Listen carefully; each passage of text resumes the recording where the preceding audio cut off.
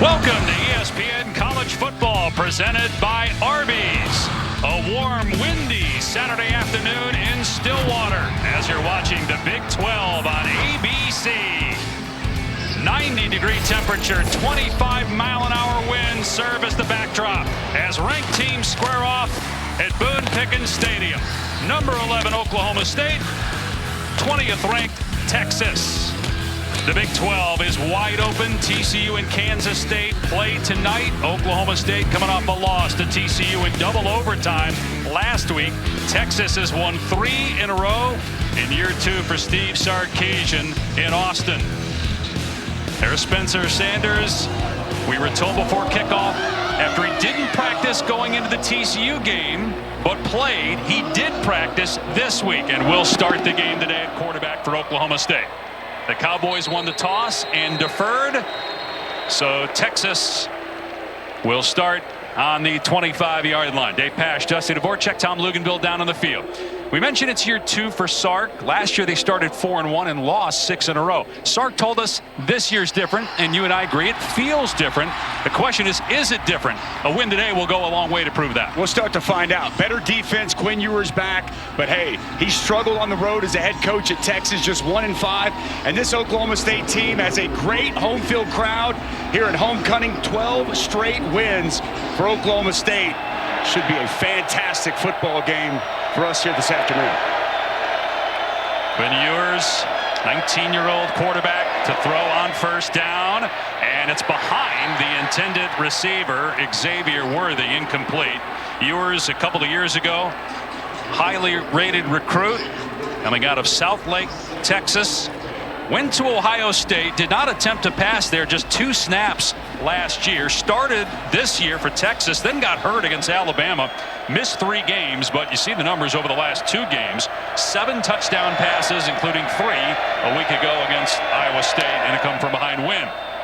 And here's Bijan Robinson, All-America candidate at running back, out near the 29 for 4 yards. That'll bring up 3rd down. Robinson leads the Big 12 in rushing yards per game, and he's 5th in the country in rushing touchdowns with 10. Tackling him, one of the biggest keys for the day for this Oklahoma State defense.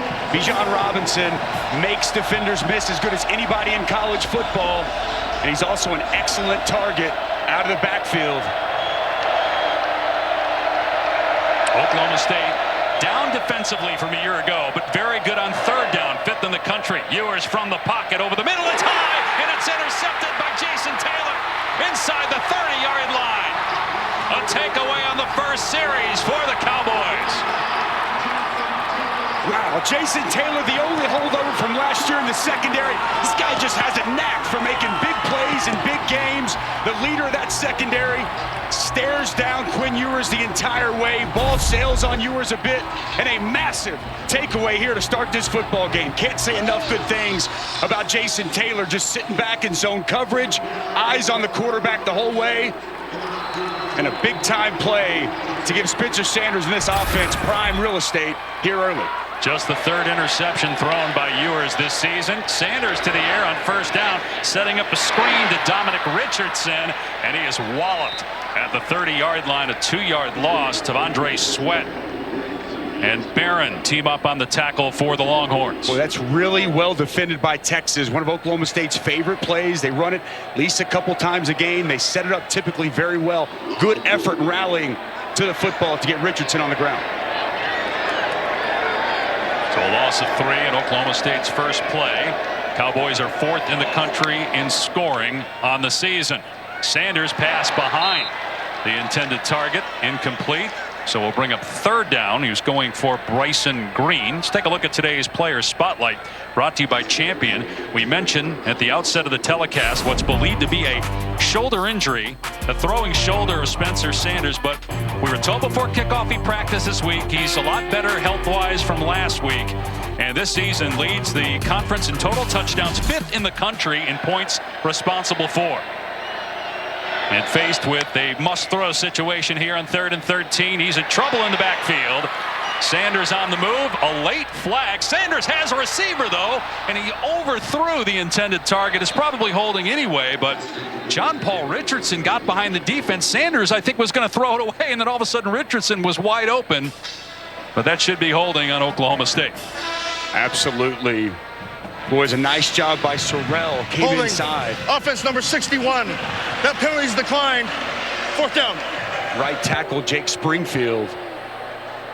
And it's going to be such a key for Oklahoma State up front. Preston Wilson, the center, not in there right now. They're going with their backup.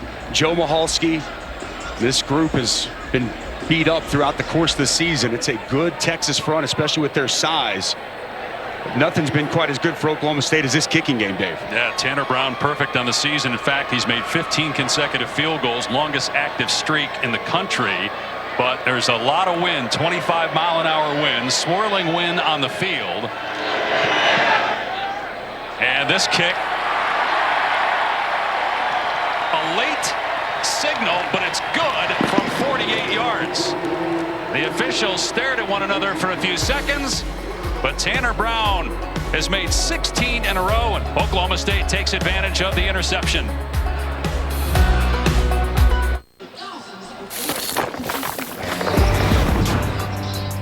Welcome back to Stillwater's. Take a look at the All-State Playoff Predictor. TCU right now, 95% chance it plays Kansas State tonight. It's interesting, no two-loss team has yet to make the college football playoff, yet Texas has a 38% chance if it runs the table. Their 2 losses, Dusty, by 4 points, 1 to Alabama and then an overtime against Texas Tech. And that predictor, if those teams win out, would be the percentage chance to make the playoff. And you know, I think it'll be interesting. Again, look, Texas got their hands full right here today against Oklahoma State. But if they somehow were able to run the table, what would that look like in the eyes of the committee? How much do you factor in the fact that Quinn Ewers gets hurt in the Bama game, looking great early, wasn't there for Texas Tech, but a lot of football before we start chalking up W's. And boy, this Big 12, it's a gauntlet week in, week out. And now you're going to have a holder here because of the wind blowing the ball off the tee on the kickoff. This one in the field of play for Keelan Robinson. And Robinson is an excellent return man out near the 30-yard line as we bring in Tom Luganville from the field. Well, hey, guys, we just saw that mistake right there from Quinn Ewers, and I think people forget that he hasn't played a lot of football. In fact, he hasn't played more than 3 games being started since the end of his junior year in high school. But what I do love about him is he's got poise. I would not expect that throw to affect him the rest of the game. The one thing I love about him is his ability to get rid of the football from a variety of angles. He can get around the rush, he can get over the rush. Everything is very effortless for him. That's what Steve Sarkisian loves, because he's got weapons, and he can make every throw on the field, and he can make it look easy. And Tom, you wonder, was the interception his fault? Because Xavier Worthy, the receiver, was having a long conversation with Steve Sarkisian. It wasn't Ewers that Sark was talking to. Good run here by Bijan Robinson. Lunges forward and gets the first down out past the 39 for a pickup of 10. Nice blocking on the counter. Pull the backside guard. Bring Jalil Billingsley across. And you see Bijan Robinson, man, I think he's the best running back in college football. Can just probe. His jump cutting, lateral quickness is off the charts, and he can burst and get through a hole at the drop of a hat. So versatile, too. Good receiver out of the backfield. Here's a swing pass to Keelan Robinson, and he's into Oklahoma State territory. Finally knocked out of bounds inside the 45 at the 43-yard line, and that's a 15-yard gain. Well, that's what Sark has at his disposal. So many different weapons. Keelan Robinson, such good speed, and you have him in the backfield, motion him over, create a one-on-one situation out in space with Jabbar Muhammad, makes a player miss, and a nice chunk play there on first down. Play fake for Ewers, setting up, and floats that over the head of Jalil Billingsley, playing just his second game. 6-game suspension to start the season for the Alabama transfer. So now it's 2nd and 10 after the misfire. That's who Texas wants to be. They want to run the football, be a physical team, play action, pass off of it.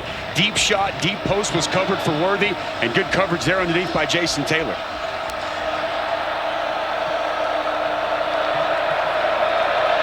Out of the pistol, it'll be Robinson, and he finds a running lane. What a sweet move to the second level and beyond. Touchdown, Bijan Robinson. 42-yard run.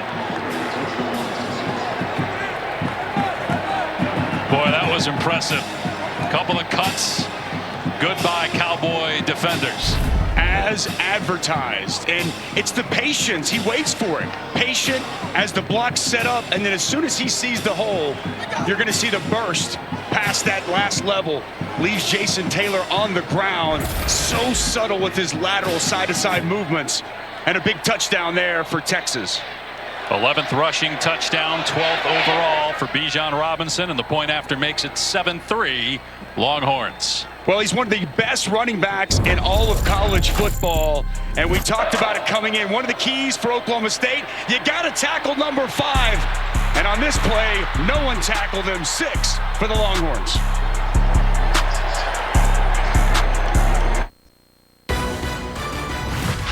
College football on ABC is presented by Arby's. Arby's, we have the meats.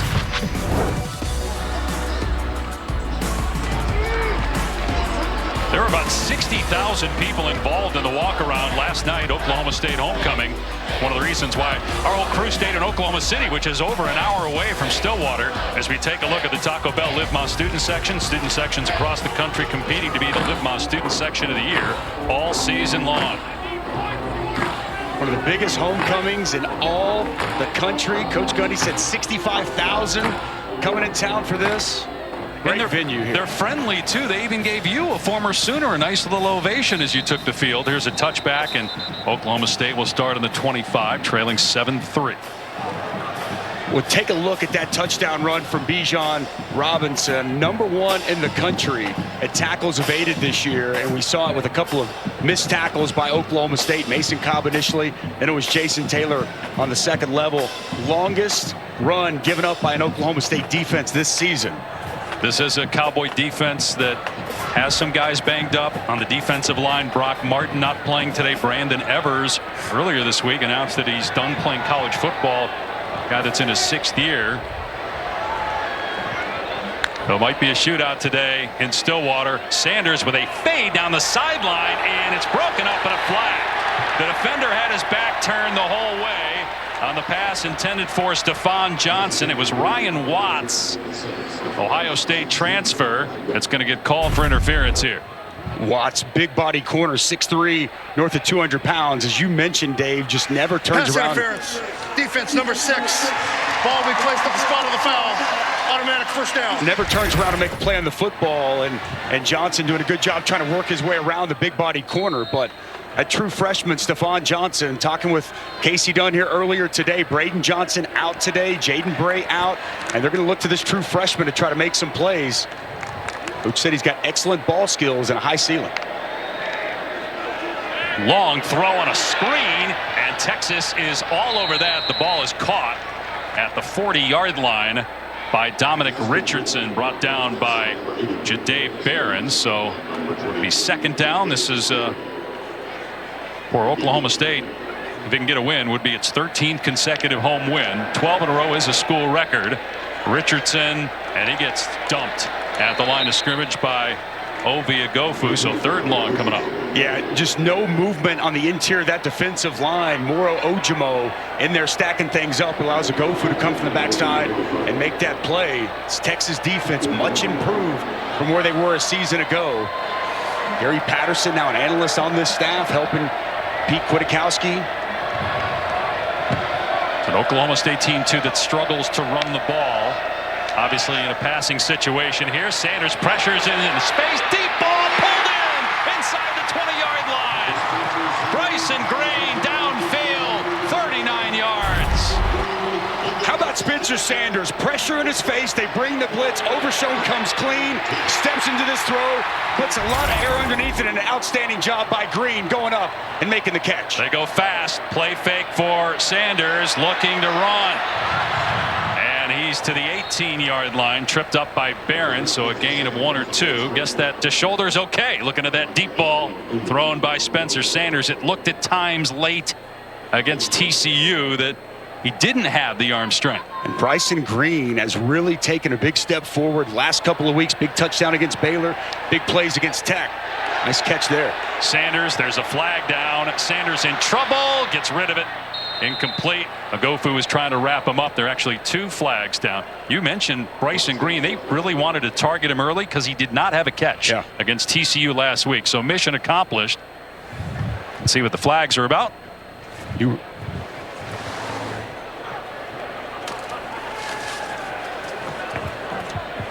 Might have been too many men on the field there. Offside. Defense. 5-yard penalty. Second down. They go fast. They force you to get set very quickly here in Stillwater. Part of what Casey Dunn wanted to do with his veteran quarterback Spencer Sanders. And it's really when he is operating at his best, when they go pedal the metal and go quick. There's another one. Yep. Free play. Sanders. End zone. Incomplete. Back shoulder throw for true freshman Talon Shetron. A free 5 yards here. Good hard count there by Spencer Sanders. This will give him a first down. It was 3rd down and 4. Offside. Defense number 88. Unabated to the quarterback. 5-yard penalty. First down. And that was another true freshman, Talon Shetron, highly rated guy. Luke, I know you liked him a lot. We were talking with Coach Gundy before the game. He said, hey, man, it's a great opportunity for some young guys to step up. Yeah, and I think their younger guys are actually the most talented of this group as a collective whole. So opportunity for them to make some plays and maybe stay in the lineup going forward. Clock operator, please reset Bryson the game clock to Green 10:06. got one-on-one please. over to the field. Yeah, at the top of the screen, matched up on Deshaun Jameson, 5th-year corner. Thank you. He's got 2 interceptions on the season. 1st and goal from the 8.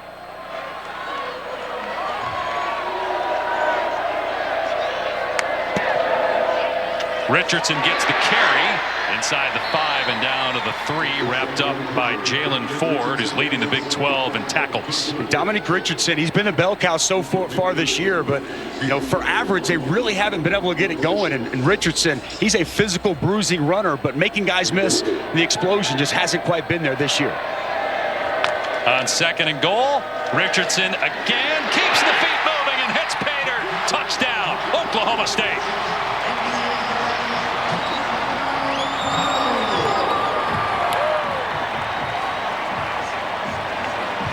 Fourth consecutive game of the rushing touchdown for Dominic Richardson. And this is what Casey Dunn wanted. He wanted some physicality, wanted to get after it inside. It's Hunter Woodard. It's also the backup center, Joe Michalski. Nice job getting to the 2nd level by Michalski on that double. And you see the power there from Richardson running through the initial tackler. Excellent answer by the Cowboys on that drive. And Tanner Brown now 31 of 31 on extra points. Also 13 of 13 on field goals. And the Cowboys lead 10-7. A lot has happened in the first 5 minutes of this game.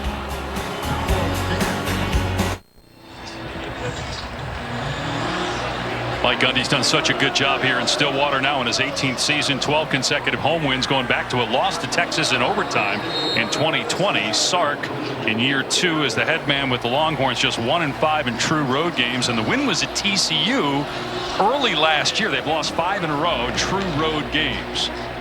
Of course, they throttled in a neutral site situation Oklahoma just a few weeks ago. Our Saturday night football game presented by Capital One. Minnesota's on the road. And a whiteout at Penn State, 16th ranked Nittany Lions, 7:30 Eastern Time, 4:30 Pacific, ABC and the ESPN app. Intrigued to see how Penn State bounces back. I was shocked at the way Michigan manhandled them. Should be a great scene tonight there in Happy Valley. We showed that graphic, 12 straight wins for Mike Gundy. You mentioned it. The job Mike Gundy's done here in Stillwater, about as good a job as you'll find anywhere in college football. It's the level of consistency he's sustained over these 18 years. And 19 consecutive weeks in the top 15. That's a school record. They dropped 3 spots from last week when they were number 8. That is tipped at the line and incomplete. Cody Walter-Scheid looked like he got a hand up. And as a defensive lineman, if you're not going to be able to get there, get in the passing lane, get your hand up. Well done by Walter-Scheid. Give to Robinson on 2nd down, and he's dragged to the ground at the 31. And that's really what it takes. It's hard to get him to the ground with that first guy. We're seeing a lot of ankle tackle attempts with hands. That's not going to get it done either. No, it's not. This offensive line much improved, starting 2 true freshmen. That's the staple outside zone they love to run. Robinson the other side, and he's wrapped up and dropped in the backfield at the 30-yard line. Sione Ossie, who's got 6.5 tackles for a loss now in the season. And it's 4th and 5. When a wide zone, you got to penetrate. Watch Ossie just get right up the field, get vertical right now, and make a huge play in the backfield to force this Texas punt. Big time play by the big man, Ossie, with a tackle for loss. Here's the punt. Presley under it, and he don't think it touched him. The officials have to have a conversation. Again, the wind is really tricky. It's swirling 25 miles an hour. And they're saying that Presley did touch it. You can't return that if you're Texas, but they did cover it up. Keelan Robinson was right there, so it'll be Texas football at the 35-yard line. Was that the ball was touched by the receiving team, recovered by the kicking team, first down. Brennan Presley with a big mistake. Don't see that very often from the outstanding junior from Tulsa, Oklahoma. Oh, I don't know. They're showing it here on the big board here. We're going to give you a look. I don't think from that angle, it's tough to tell. Right, did it touch his leg? It didn't touch his hand. No, I think initially maybe they thought it was his foot. Well, I don't know, Dave. It's hard for me to see where that hit him. And again, if it's not indisputable, video evidence beyond all doubt, if you still aren't sure based on what you're looking at, I don't know. Can you overturn that? It's hard to tell if it was the foot or just the ball checked up on the turf. Definitely checked up on the turf. I mean, and that thing looked like, as you said, checked, did not go backwards, did not continue to go forward. It went backwards. And a great reaction by Texas, too, guys, because they sell the job, they get the ball. The previous play is under further review. Rolling on the field was that the ball was touched by the receiving team, recovered by the kicking team. What's interesting, we mentioned again the wind a factor there because Presley looked pretty sure until the last second, and then he pulled back. And it's swirling in here today. Gusts up to 25 miles an hour. And Tom, you were watching them in pregame, right? They were having a tough time judging exactly how those balls were coming down. No question, Dusty. And really what's happening, it's affecting the punt game and the field goal game. That ball gets up there, it hangs, and it actually starts wobbling side to side. So when it drops down, I think this is going to be somewhat to keep an eye on throughout the day. Boy, that angle, too, it's really hard to tell. So tough to tell. Keelan Robinson, you see Keaton Crawford right there. Keelan Robinson with the immediate recovery. He had a big play on special teams last week with a block punt in the first quarter. They can piece this together with all their angles. That's tough, guys. It did not hit him initially. It had to be off the bounce. Right. It's tough to tell definitively. Yeah, it hits the ground first. Which way it bounces, and we've got some great looks at it here, but slow this thing down. You see it bounce. Does it check up? I mean, from there it looks like it hits him, but we don't know for sure. The ruling of the field is really what matters here, and that was he touched it. And that's what's going to be difficult, right? Because if they don't have definitive proof to overturn it, then it'll be call stands. And that angle, it looks like it doesn't hit him. That angle looks like it doesn't hit him. And just watching Brennan Presley's reaction, he didn't act as if the ball hit him. Right. He acted like he was okay and he got away from it. Clearly, Texas jumps all over it, as they should, just in case. It's going to be fascinating. Again, initially when we saw it, I didn't think it hit him. After further review, the ruling on the field stands. First down, Texas. Yeah, I just think that's a case of they just could not. They didn't have enough to say for sure that it didn't touch him. To me, if it's not called, that it hit him on the field, I think it stands as well. You know what I'm saying? Like, whatever was called on the field, they're going to go with it. And, man, big miscue there for Oklahoma State and a huge opportunity for the Longhorns. First mistake by Oklahoma State. Texas had a turnover on its opening possession. Ewers threw a pick. Cowboys turned that into 3 points. Now let's see if the Longhorns can take advantage of the miscue by the home team. And a big hole for Bijan Robinson running straight ahead of the 29. He's getting 5 or 6 yards every time he touches the football. 5 consecutive 100-yard games. He had a season-high 28 rushing attempts a week ago. Nice job inside the center. Jake Majors opened up that hole. Here comes carry number 7 on the day, and Robinson this time is ripped. picked up and thrown down by Mason Cobb at the 30-yard line. Cobb, the leading tackler for Oklahoma State, and second in the conference. Well, he's been great for this football team this year. Just a smart, headsy football player. Slow, plays it all the way to the edge, and a nice tackle to get him on the ground. Understudy of Malcolm Rodriguez, and man, did he learn a lot from that gentleman. They're going to run it on third down, and they don't get the first down. Robinson pinballed off of one defender, and then Tui Halamaka with the tackle. You would imagine Texas would go for it, and that's probably why they ran that play there on third down. It'll be 4th and 3. And there's Mason Cobb again, knifing in there, getting the initial contact on Bijan Robinson before other defenders could help him get on the ground. Big third down, and what a huge stop this could be for Oklahoma State after the miscue on the punt. You wonder if the wind is a factor here. Bert Auburn has the leg. He made a 49-yarder against Alabama earlier this season. But they are going for it. There's a flag down, a quick throw, and Oklahoma State takes down Roschon Johnson short of the line to gain. Turnover on downs. That's assuming the penalty is against Texas and not on Oklahoma State. Illegal formation. Offense, more than 4 in the backfield. That penalty's declined. First down, Oklahoma State. And that's big for Oklahoma State. Massive. I mean, after that, Texas gets a gift right there in scoring position to get that stop. Well done by Derek Mason and his defense. And it's the veteran, the 5th-year senior, Jason Taylor, once again, doing an excellent job reading this play, understanding what's coming, and a great tackle there on Roschon Johnson, big body running back. Extremely well done by the Cowboy defense. Oklahoma State takes over on downs.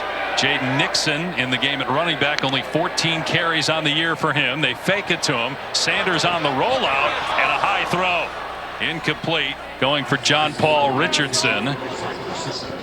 We'll see if Jaden Nixon gets more touches today, because Dominic Richardson has been really the only reliable running back. Ollie Gordon, a true freshman, has only touched it once in each of the last 2 games. Had a fumble earlier this season. You wonder if they don't trust him. And Jaden Nixon, he's got home run speed. If he can make that initial defender miss, he can give this running game what they've been missing most of the season. He leaves the backfield. Sanders to throw. That looked like it got tipped, but still gets to Richardson. And a gain of 7 on the play, brought down by Jaron Thompson. So 3rd and short coming up. Yeah, Overshown coming off the edge, a little bit of pressure, gets his hand up, deflects that pass. Richardson stays with it. Good concentration, setting up 3rd and manageable. You reference these young running backs, why they may not be playing. With Ollie Gordon, he's not playing because he put the ball on the ground. So pass protection and fumble issues will keep you on the bench as a young running back. You go read zone here. Spencer Sanders could keep it. He's a great runner. Sanders on 3rd and short, and that was nearly picked off.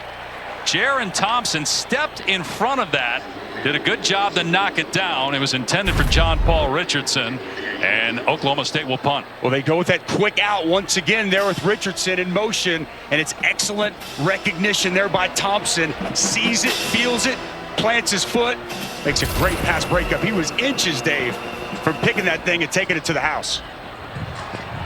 So 32-year-old Tom Hutton, the oldest active player in the country.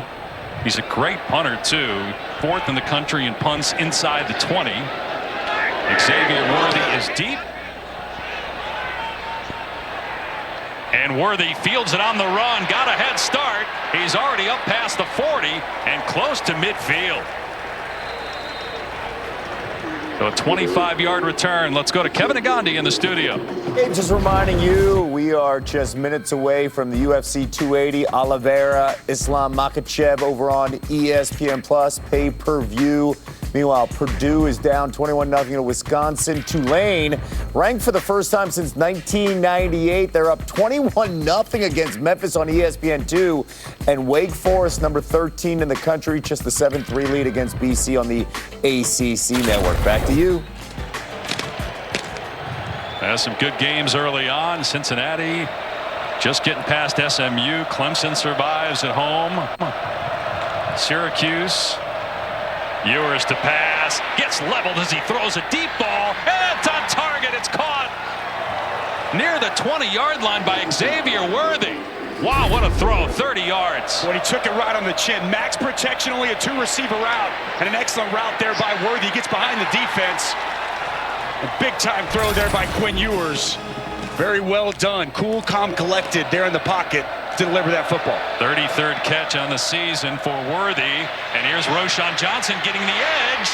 And grabbed and thrown out of bounds after he got the first down at the 9. You talked about Quinn Ewers being calm and cool. We asked Sark, of all the quarterbacks you've been around, who does he remind you of? He said in terms of his demeanor, a lot like Matt Leinart. When Leinart was in college, nothing fazed him. Won the Heisman Trophy that year. Sark was an assistant on that staff.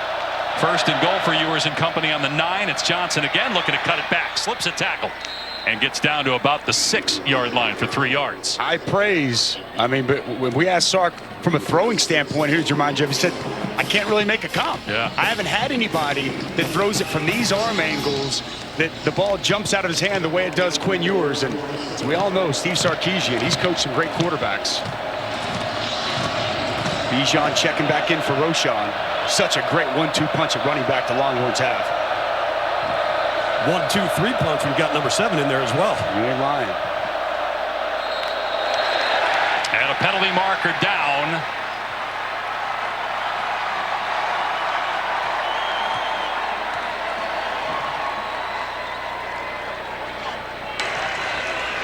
False start. Offense number 65.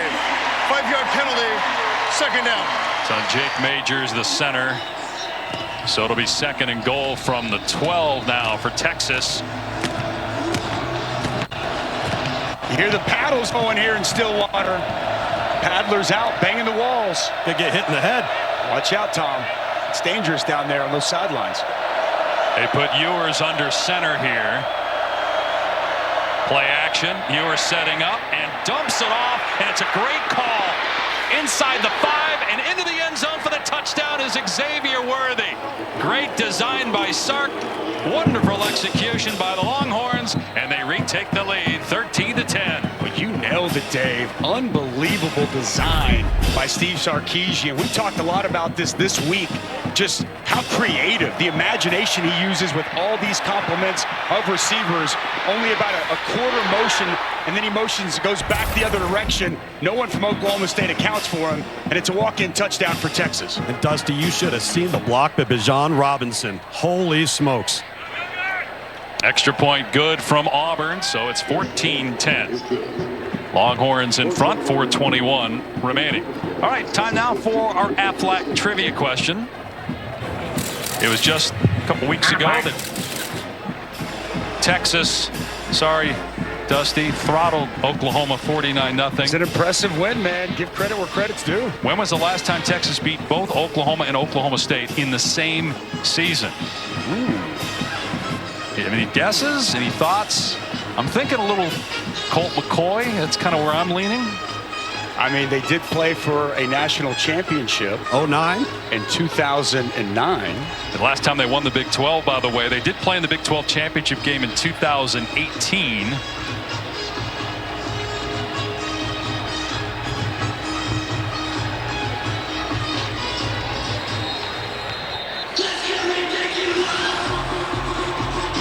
Temperature around 90 degrees here in Stillwater. Very unusual for this time of year. Yes, it is. It's toasty. Presley, who muffed the punt on the kick return from the 15, and Presley's got room past the 30, kicker to beat, and it's the kicker that knocks him out of bounds. Will Stone with the shoulder knocked Presley out of play. All right, let's go ahead and answer the Aflac trivia question. Going 09. Yeah, I'm thinking 09, Colt McCoy. You know Colt pretty well with Arizona. All right, let's see. Last time, wins over Oklahoma and Oklahoma State in the same season. 09, there you go. Shout out Colt McCoy. Man. A little teamwork there. If you're a Texas fan, though, you're having to go a little too far back for that answer. No question. That's what Steve Sarkisian is here to try to fix. In the national championship game, here's another trivia question. Who is the quarterback on the winning team? The hint is he's going to be broadcasting a game on our air later tonight. Here's a throw downfield by Sanders, and it's knocked away at the 35-yard line. Never heard of him. I believe he used to work with you two boys, Mr. McElroy. Yeah, we punted him. Brennan Presley was the intended receiver. That'd be Greg McElroy is calling the Penn State Minnesota game with Joe Tessitore and Katie George tonight, our ABC primetime game. She had to upgrade with people that really know the game, defensive line. That's right, exactly. Nice play there by Crawford, knocking that ball away at the last minute. On second down, Richardson, and they really struggle to run the ball. That's one of the things Mike Gundy told us today, or the other day when we talked to him, said we've got to find a way, especially when we get a lead, to run the ball. That's one of the reasons they lost. They had a 17-point lead last week and could not keep the ball on the ground. No, Mike Gundy's a former quarterback. He's all about physicality and running the football. Over the middle in traffic, incomplete, going for Presley. Dangerous throw that time. Jaron Thompson, he just dropped a gift. That ball hits him right in the hands, makes a great break on the ball. And he's going to wish he had this one back. I mean, that just hits him right in the sweet spot.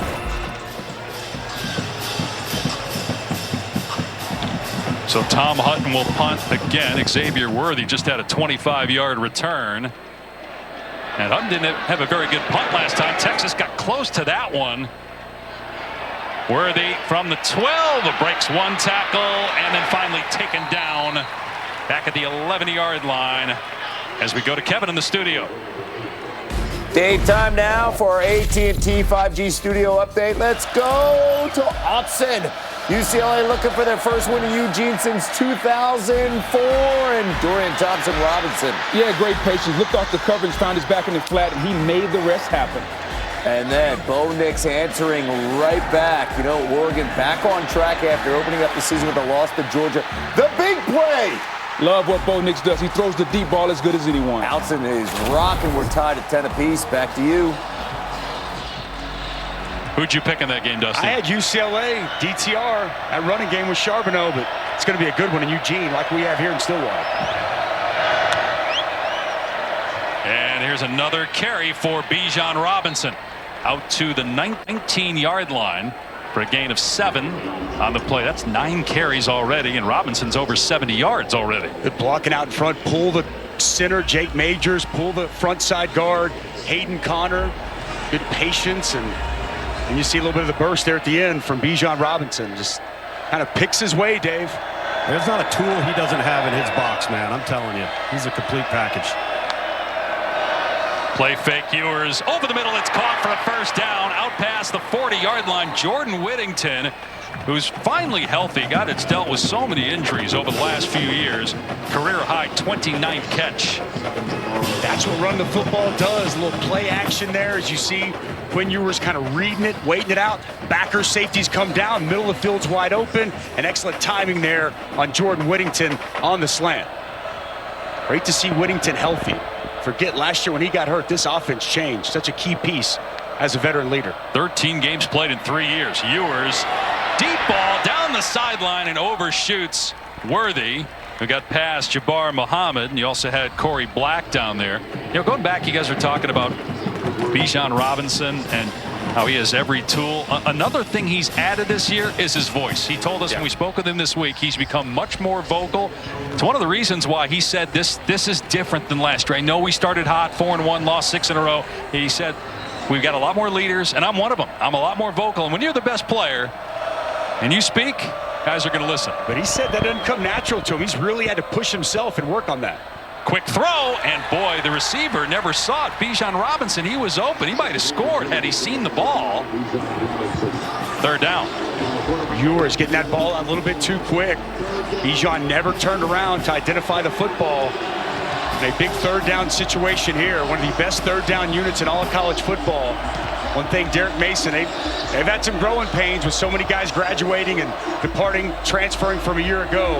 This is where this front four can thrive. One of the best front fours in college football. Tyler Lacey, Colin Oliver, Trace Ford, they can flat out get after it. Got a couple guys banged up, though, as we mentioned earlier. They bring pressure here. Ewers has time, takes a shot, and unable to get there was Casey Kane. It looked like he lost the ball as well. It seemed to slow down when he got to about the 30-yard line. 4th down, and Texas will punt. Derek Mason dialed up some pressure. It's pretty good coverage down the field, and that ball just sails on Quinn Ewers. Kane, no chance to get underneath that football. Nice 3rd down stop there for the Cowboys. That's 3 plays in a row, Dave. Dusty, you mentioned it, where they're not on the same page, No. quarterback to wide receiver. And again, on the interception by Ewers, there were some issues with that. Here's the punt, and it's a line drive. Presley going to get out of the way this time, and it works out very well for Texas. This will be downed around the 8-yard line. All right, let's take a look at this week's college football rankings, brought to you by AT&T 5G. Ohio State crushed Iowa, Tennessee. Up to number 3, easily handles UT Martin. Sorry, Dave. Yeah, it was close. The Qs put up a fight today. Interesting at quarterback from that game, too. Kate Klubnik finished that off and got Clemson to win. Don't forget Alabama, Mississippi State on ESPN later tonight. I mean, Syracuse is such a big national story that even the people here turned out wearing orange to support.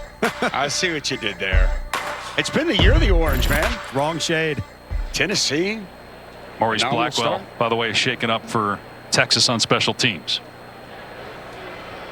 But right, back-to-back games of all orange, right? You got Clemson, Syracuse, now you got Oklahoma State, Texas, and then a whiteout tonight in State College as Penn State hosts Minnesota. This is a massive game in the Big 12. I mean, again, for college football playoff purposes, but in a Big 12 that is as deep as I can ever remember, 1 through 10, you got to bring it each and every week for the path to get to Arlington. This game potentially carries a lot of weight. It's going to go a long way. While we have a moment, a quick word from Cheez-It.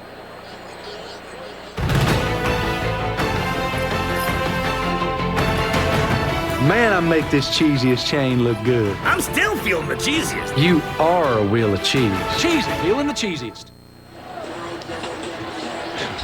Even Marty's wearing orange. Well, I mean, Marty, I talked to Marty last week. He said he gave you the chain to give it to me. Where's my chain at, Dave? I've been waiting all year for that thing. I hawked it. Made some good money off it. Oklahoma State backed up on its 7-yard line. Sanders will throw from the goal line, and coming back to make the catch at the 19-yard line for a first down is Bryson Green.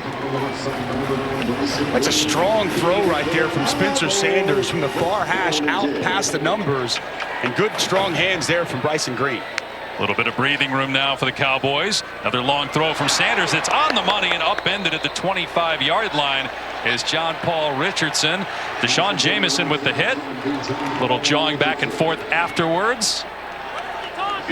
Precise accuracy there from Sanders, and Richardson with a nice catch. Ball's out of his hand so quick. Yeah.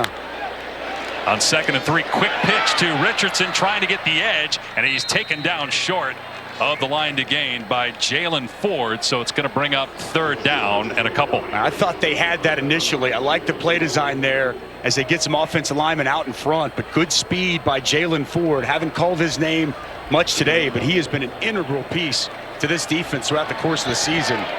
Really has taken his game to a completely another level this year. They'll keep it in the hands of Richardson, and he gets away and then fumbles the ball. It's recovered right at the line to gain. Spencer Sanders jumped on it. They had the first down after the broken tackle. Then it was fumbled, but it's recovered past the line. Barely, but enough to move the sticks, and a first down for Oklahoma State. Boy, disaster averted there by Oklahoma State. How about the heads-up play there by Spencer Sanders? He did the same thing against Baylor. You go back to the Baylor game, they're in the red zone, fumble the football, he dives in there, gets on the football. Sometimes quarterbacks, they don't want to get in the muck and the grime and get on the ground. Big-time play there. Richardson again gets the carry, and again, not much, maybe 2. As Sorrell was in there on the stop. You can see Oklahoma State is committed to this, right, Yeah. Dusty? Sometimes you just got to run it into the pile. Inside zone is what they want to major in. And, hey, it's tough sledding, man. You got Keandre Coburn in That's the there end of at the first quarter. 344. You got Tavondre Sweat at 346. But Casey Dunn's going to keep beating that drum. A lot of offense here in Stillwater. After one, Texas leads Oklahoma State 14-10. We'll be back after this message and a word from our ABC stations.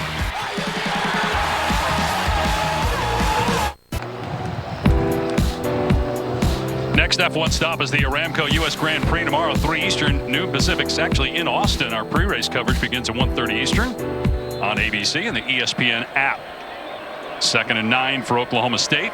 It's 29-yard line, trailing by 4 on the first play of the second quarter. Sanders moving around in the pocket, takes a shot and launches that one 10 yards past the intended receiver, Brennan Presley, so it's going to be 3rd and long. Both quarterbacks have struggled with accuracy so far in this game. Especially deep shots going back that direction, right? I mean, we saw Quinn Ewers overshoot targets a couple times, and there, as the field flipped, Spencer Sanders massively missed on that one.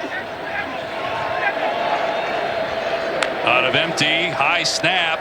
And Sanders gets it away on the wide receiver screen to Presley, and he does not get the first down. That's Braylon Presley, true freshman, younger brother of Brennan Presley. DeMarvion Overshone read that well and made the stop. The true freshman, as you mentioned, stepping in. Boy, big, bright future for Braylon Presley. Quick, can make you miss, but boy, DeMarvion Overshone. Wow. That's really, really good. Plant, redirect, get to the football. He was flying. He's so rangy, Tom, 6'4", long. I mean, you know, used to play safeties, really turned into a nice linebacker. Hutton gets it blocked. And Texas has it at the 40-yard line. Maurice Blackwell, who was injured earlier in the game, comes back and blocks the punt of Tom Hutton. And Texas will have the ball at the 42-yard line of Oklahoma State. Wow, and this has been such a strong suit for Oklahoma State, the punting game, the kicking game, and a massive play here from Texas as they just come clean, get home, and Blackwell takes it off the foot. Huge special teams play for the Longhorns.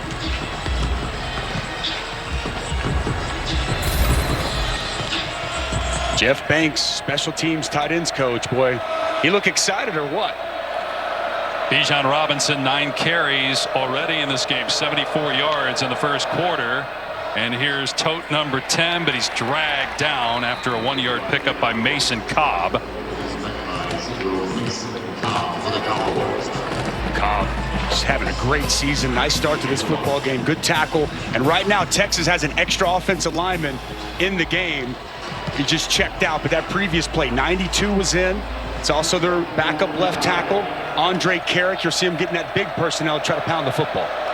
2nd and 9 after the 1-yard pickup. Ewers to throw here. Going for Robinson, is open. Caught inside the 20. A breakdown defensively, and Robinson makes another house call.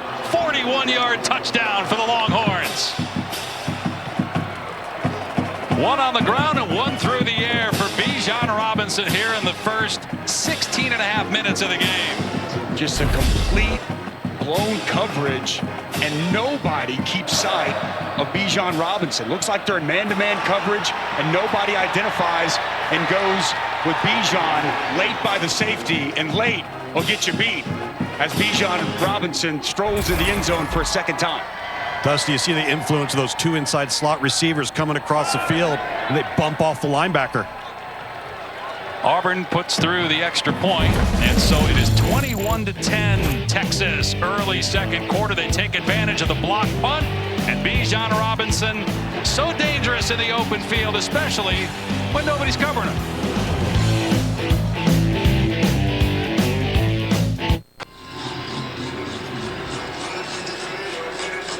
Bijan Robinson already 115 yards of total offense, which is 30 more than Oklahoma State has, as this kickoff will go into the end zone for a touchback. You said earlier, Bijan Robinson, probably best running back in the country.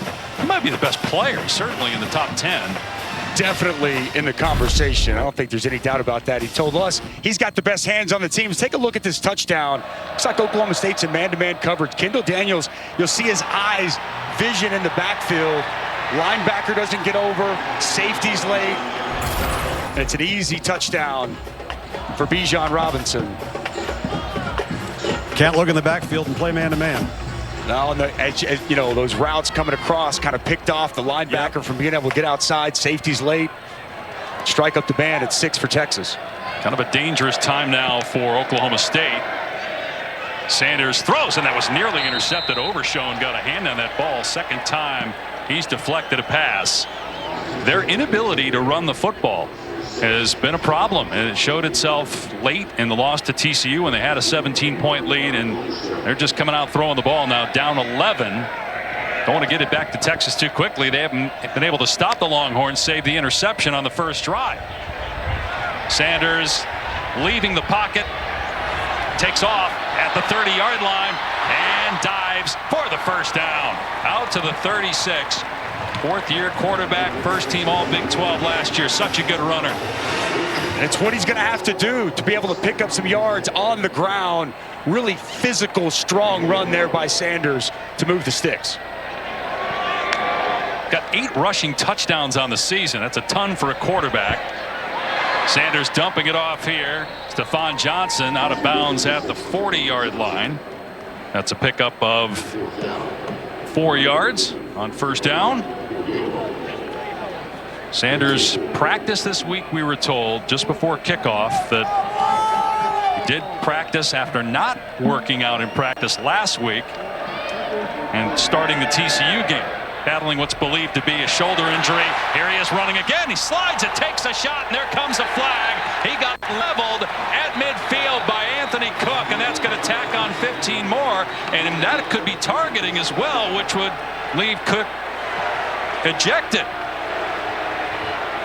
Spencer Sanders a little bit shaken up too, obviously, after taking that shot, trying to compose himself. I mean, he came after the head. We've seen that so much this year. When quarterbacks go into that sliding motion, these defenders they're coming full speed. It's a tough spot to be in as a defender, but man, just seeing that time and time again throughout the season. After the play was over, personal foul, unnecessary roughness with targeting, defense number 11, 15-yard penalty, automatic first down. The previous play is under further review. When the quarterback goes into that sliding motion, you got to lay off. And it's tough as a defender. It really is, in real time, real speed, as we take a look at this one more time. But the minute you give yourself up, hands off. Right. I mean, initially, when he leaves his feet, he's thinking he's going to hit him in the chest.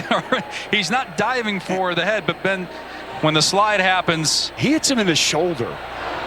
He, initially uses his shoulder and hits Sanders in the shoulder. That looks like shoulder to shoulder. That's what I saw. Boy, Spencer Sanders' head really bounced off that turf hard. That is so tough as a defender, though, Dave. It really is, and they could reverse the targeting. It's still 15 yards, though, for unnecessary roughness. Right. Regardless of what happens with the targeting, the difference here is that you get Anthony Cook back. Yes, that does not look like targeting to me. They're going to keep the 15 yards, as you mentioned, on. We'll see if Cook can stay in the game. Key piece to the back of their defense. And to your point, again, watch how Sanders' helmet, how that hits the turf. I was telling you guys, it was a couple weeks ago, we've seen several of these hits and quarterbacks get hurt. Yep. Oklahoma saw it with Dylan Gabriel.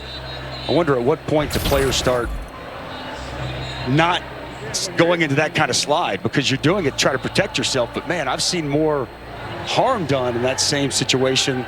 You're almost better off sliding face first, down to the ground. Diving forward, because all that's up is your shoulders and your head, right? As you're initiating that slide. And I sure hope Spencer Sanders is okay.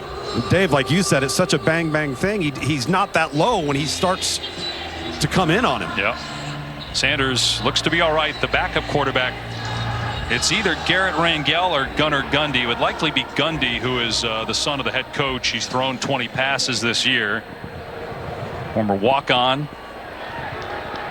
But it looks like Sanders is good to go. He's tough, man. Already dealing with that shoulder that he's working through. And again, so much of this offense, so much of this football team is put on his shoulders, whether it be running the football, throwing the football. There is no foul for targeting. However, the personal foul is still in force. Automatic first down. So they get Anthony Cook back, their fifth-year senior from Houston, starting strong safety. But again, they still had the unnecessary roughness and a potential momentum-changing play there, as you had the run by Sanders And then tacking on the 15 for the penalty. That puts the ball just outside the 35 of Texas. 2 nice runs on this drive so far. It's Oklahoma State. You said it from the onset. They need something to get going, and it's been Sanders with his legs. 5-1 record. Here's Richardson out of the backfield with a head of steam. And he gets upended by Cook after a pickup of 5. It's good blocking there on the perimeter by the wide receivers. Casey Dunn, offensive coordinator, receivers coach. He's going to like that. Sanders to the sideline, and it's stabbed out of the air by Bryson Green, who they've been targeting a lot here. He's got enough for the first down. That's 3 catches. He had 16 on the season coming in. Which that stick route will hitch. Good timing right there. Another free play for Oklahoma State. Sanders taking a shot. Single coverage. Jump ball. Almost pulled in. Incomplete. Shetron almost came up with it. Ogofu was offside for Texas. It'll be 1st and 5. Offside. Defense number 18 in the neutral zone at the snap. 5-yard penalty. First down. Looked like actually Jameson had a chance to pick it off. It wouldn't have mattered because he had the offside on Texas, but then on the redirect almost caught for a touchdown. 3rd offsides now by Texas, 2 on the hard count. And the 6th penalty overall by the Longhorns. Sanders to the sideline, and Brennan Presley breaks a tackle inside the 5. Oh, gets hammered out of bounds at the 1-yard line, but it will be first down and goal. Been waiting for him to get the football in the hands of Brennan Presley. I think he's the best wide receiver. Great route runner, and you see him with some physicality running through an arm tackle there from Jameson. First and goal. Richardson walks in for the touchdown.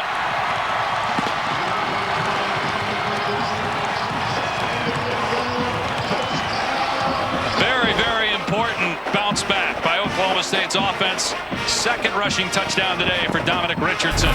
Well, here's Brennan Presley setting up that touchdown run. Really nice job as he hits the sidelines, lowers his shoulder, and runs through the tackle of Jameson, keeps his balance, and gets inside the 1. And boy, it's an excellent block by the center, Joe Michalski, opening up that hole, and Richardson finds the end zone for the 2nd time today. And the extra point is good. Brennan Presley with that big play to set up the touchdown by Richardson, and the Cowboys are back within 4.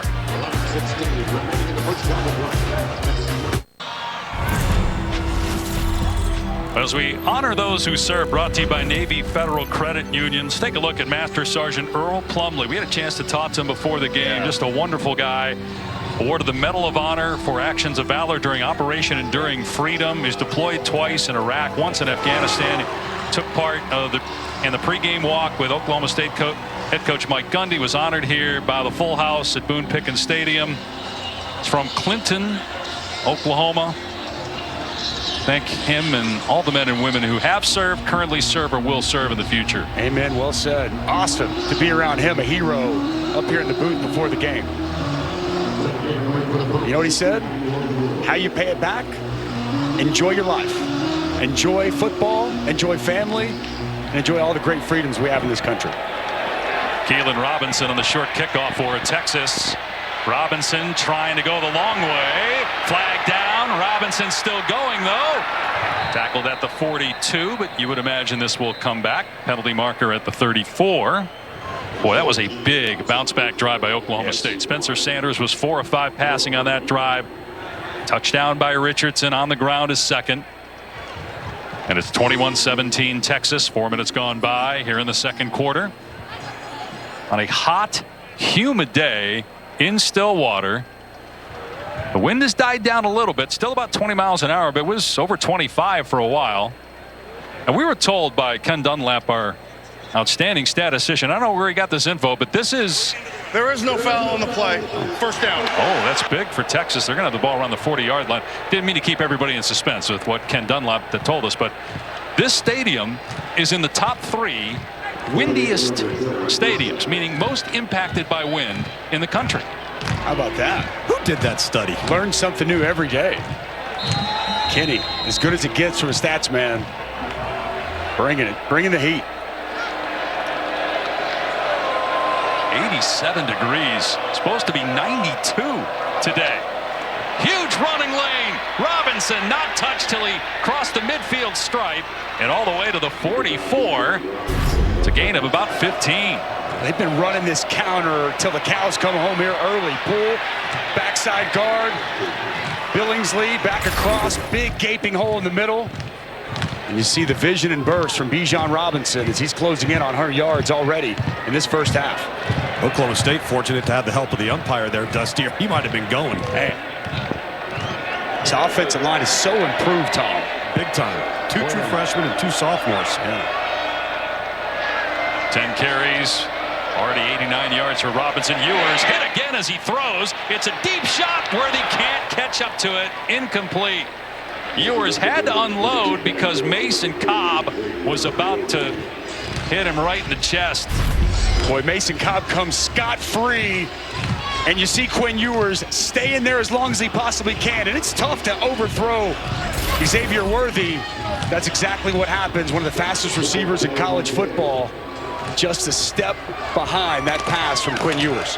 One name we have not called yet is Jatavion Sanders, their outstanding tight end. We'll see if they try to get him involved here on this drive. It's 2nd and 10. And they're going to throw it out in the flat to Thompson. And he's got room inside the 30. Thompson inside the 20. His first catch, the true freshman, 32 yards. First time he's touched the ball all year. Well, it's a big pickup. But watch for Jordan Whittington, the veteran outside with an absolutely outstanding block to help spring that pickup from Thompson. Jordan Whittington catches first downs, big blocking. Key piece to this offense. And now Bijan, and he's chopped down in the backfield. That was Colin Clay who made the hit, and it's a loss of a yard or 2. Gets him off schedule after they reach the red zone again. And a 6th offensive lineman comes in for Texas. You mentioned him earlier, Andre Karek. Where's number 92? Sanders split out wide here. It looks like they might be isolating him. Motion's in. And a flag down. Movement by Texas going to be 2nd and 17. Offense number 92. 5-yard penalty. 2nd down. So that was on Karek. As Sanders began to motion, Karek came out of his stance.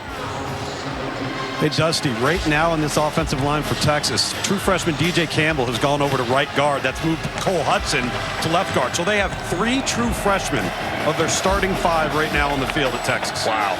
And that's a veteran group up front for Oklahoma State. Really the strength of this Oklahoma State defense. Empty set here for Ewers on 2nd and 17.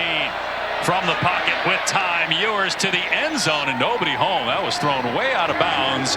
And not on the same page with his receiver, Xavier Worthy. We've seen that several times by Texas where it just didn't look like Ewers and his wideouts were thinking the same thing. And he had plenty of time, too. Good, clean pocket, wasn't rushed.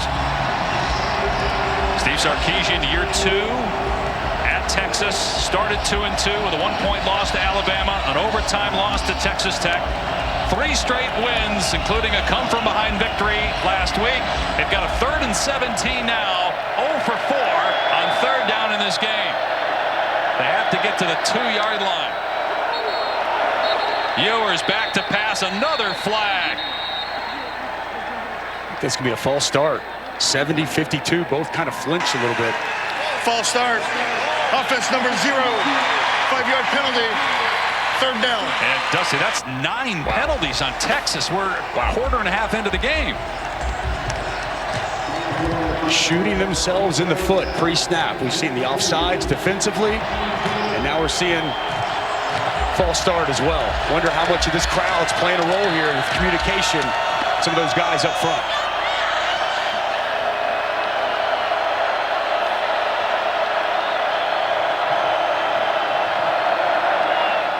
Ewers in trouble, but it's a screen for Roschon Johnson. Hand fighting at the 20, and down he goes at the 19. It'll be about a 37-yard field goal try after the 5-yard gain. You had Cobb over there. Jason Taylor got free, and Ewers Had to get rid of that quickly, but they were setting up the screen. Derek Mason brought pressure. You mentioned it. Jason Taylor comes clean. They had the screen set up. That's an outstanding play by Jamar Muhammad out there in space. If he doesn't get Roshan Johnson wrapped up, there was a lot of space out in front. Well done by the junior corner. Bert Auburn on for a 37-yard try. And it's good. So Texas extends its lead to 7 at the 8-minute mark in the first half here in Stillwater.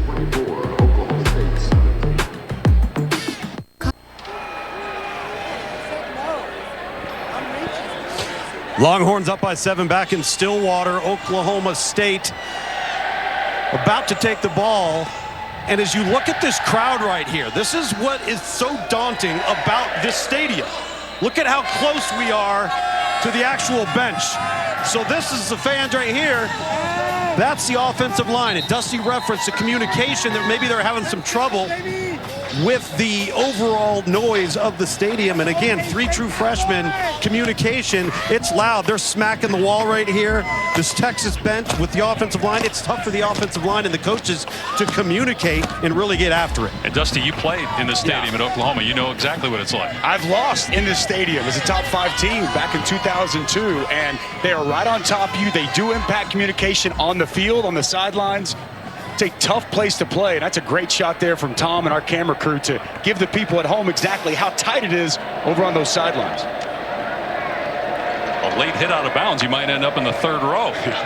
Sanders, high pass, but it's pulled in. Great catch at the 31-yard line by true freshman Stephon Johnson. Forward progress out to the 33, so that's an 8-yard gain. Boy, watch these ball skills from the true freshman. Climb the ladder and just stab it out of the air. Excellent catch there by Stephon Johnson. They don't have Braden Johnson or Jaden Bray, so we're seeing a lot more of the true freshman at wide receiver for Oklahoma State. 2nd and 2, little play action. And here is Richardson out in space. And he's got a first down to the 37. And I think Casey Dunn deserves so much credit. He's the offensive coordinator now, but it's his 12th season. And when you look at the consistent flow of quality wide receivers here at Oklahoma State since he's been here, it's been impressive. Blackman, James Washington, Tylan Wallace, to name a few, but he really does a great job as a wide receivers coach. On first down, here's Richardson, and he's out to the 42. He gets crunched by Barron. I think Casey Dunn's favorite receiver right now might be Brennan Presley, and the reason why Brennan's been dating Casey's daughter Lauren for the last year or so. Did ask for permission though. Did call coach up. That's got to be a tough call, right? Hey coach, yeah, what do you want to talk about? Your route running, catching the football? Actually, no, it's about your daughter. I want to date her. Give him credit though, right? I give him a ton of credit. Yeah. And, you know, coaches always say, oh, he's such a good young man. He could date or marry my daughter. Well, just shows how good of a young man Brennan Presley really is. Sanders keeps it here, spilled at the 47-yard line, a yard short. 3rd down coming up, nearing 6 minutes to go here in the first half. Last 2 drives, that's been one of the change-ups. We're seeing Spencer Sanders as a runner really been extremely important. They keep it on the ground. Richardson, he gets face planted. He spun out of that first tackle, then got shoved back by Ojimo. Let's see where forward progress is, though. He's right at it. He's right at the sticks. Byron Murphy was in there, too, on that D-line. It's a first down. Dusty, I'm actually surprised they haven't done more of the quarterback run stuff because Texas has been in a 3-man front. They're daring Oklahoma State to run the football. I'm with you, and I think that as this game progresses, we might see more and more from Spencer Sanders as a runner. Yeah, Richardson only 16 rushing yards, 9 attempts.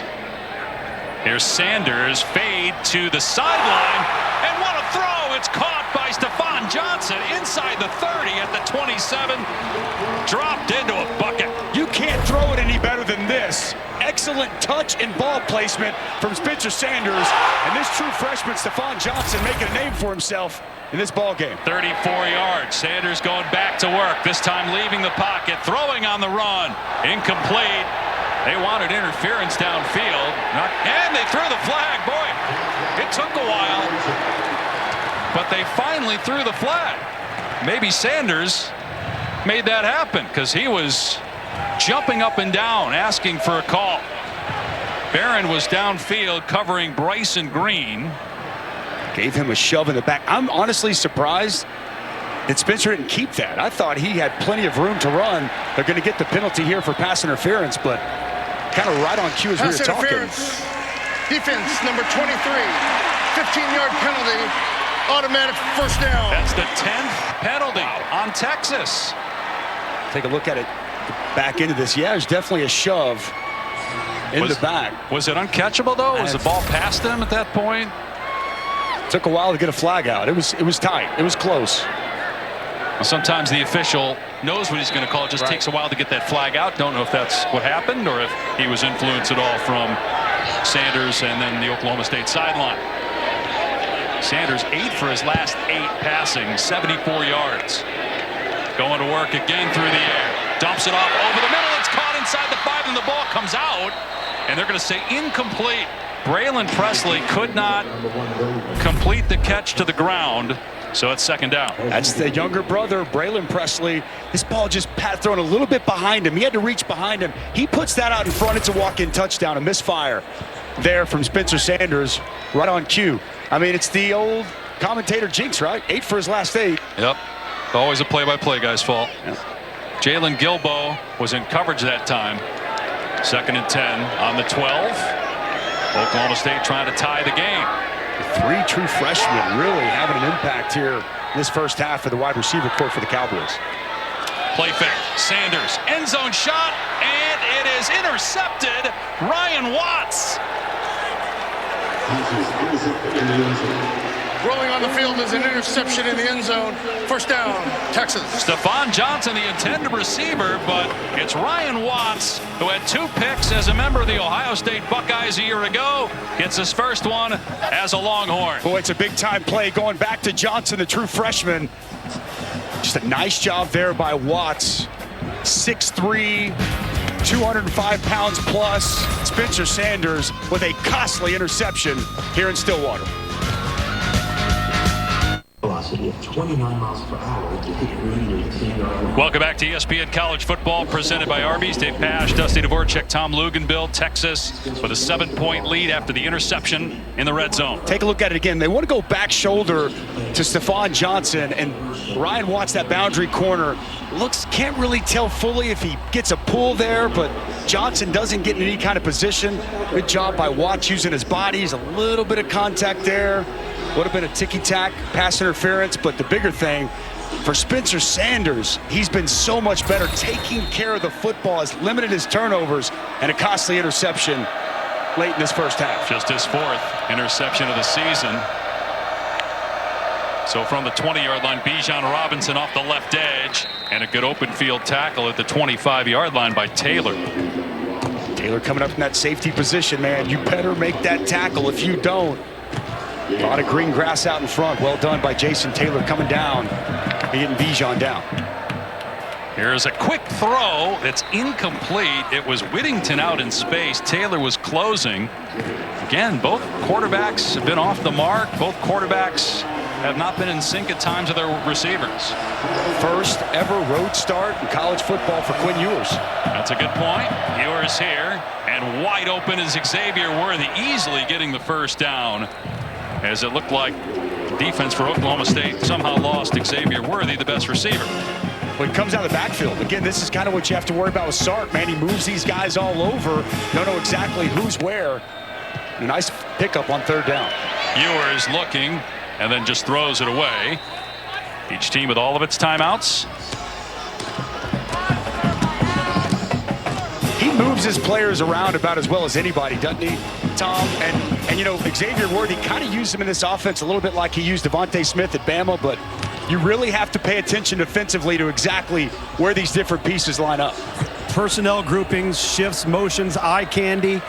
You get it all. It's a lot to prepare for. Head coach at Washington, USC, and Texas. As that ball sails, intended for Worthy, another incompletion. Corey Black in coverage, upset with himself. Thought maybe he could have picked that off. Boy, that was a misfire there.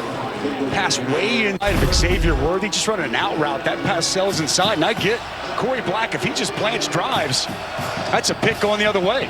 He rushed it.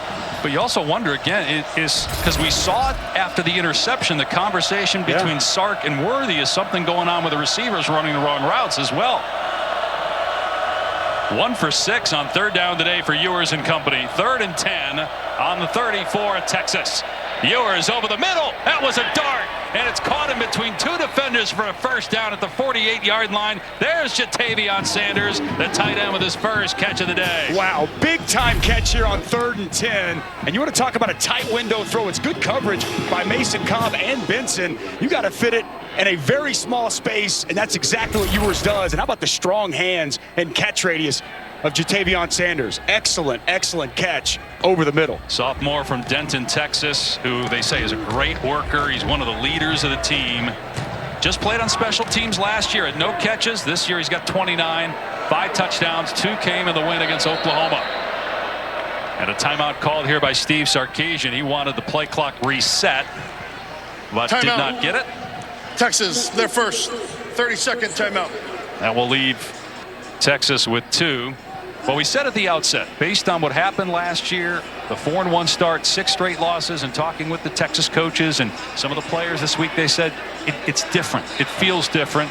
Obviously, going out and proving it would be even bigger if you can do that and get a win here. But what we're seeing, it just does look different from what we saw last year when Texas completely collapsed the second half of the season. No question. I mean, it's a good football team. And look, they're coming to play another really good football team in a hostile environment. So important drive right here. You know, closing 4 minutes before halftime, 4 minutes coming half. It's some of the most important time you'll see in a football game. We saw the mistake by the veteran Spencer Sanders. We'll see here if Quinn Ewers can take care of the football and put the Longhorns in scoring position before the break. Texas has a bye next week, still has to go to Manhattan to play Kansas State and host TCU. Those 2 teams 3-0 atop the Big 12 standings, but they play tonight. And Ewers gives to Roschon Johnson, and Johnson's gone inside the 20. Johnson heading for the end zone. Touchdown, Texas. That's a 52-yard run. That 1-2 punch we've seen so much from Bijan Robinson. And don't forget about the senior, the leader of this football team, with a big-time touchdown run through a massive hole that was opened up by that Texas front. Roschon Johnson's everything you want in a player, team-first type of guy, mentality, and, man, big-time run there to make it a 2-score game before the break. This is a guy that gave up the carries to Bijan Robinson as the extra point is good. Remember, he's got almost 2,000 career rushing yards and now 20 career touchdowns. Takes a back seat to Bijan Robinson, but still has great skill. We've seen this play so much today. It's the counter. Pull backside true freshman Cole Hudson. 0 Jatavion Sanders. Big hole opens up, and it's heels to the field for Roschon Johnson. And this Texas ground game, man, has it been impressive so far today.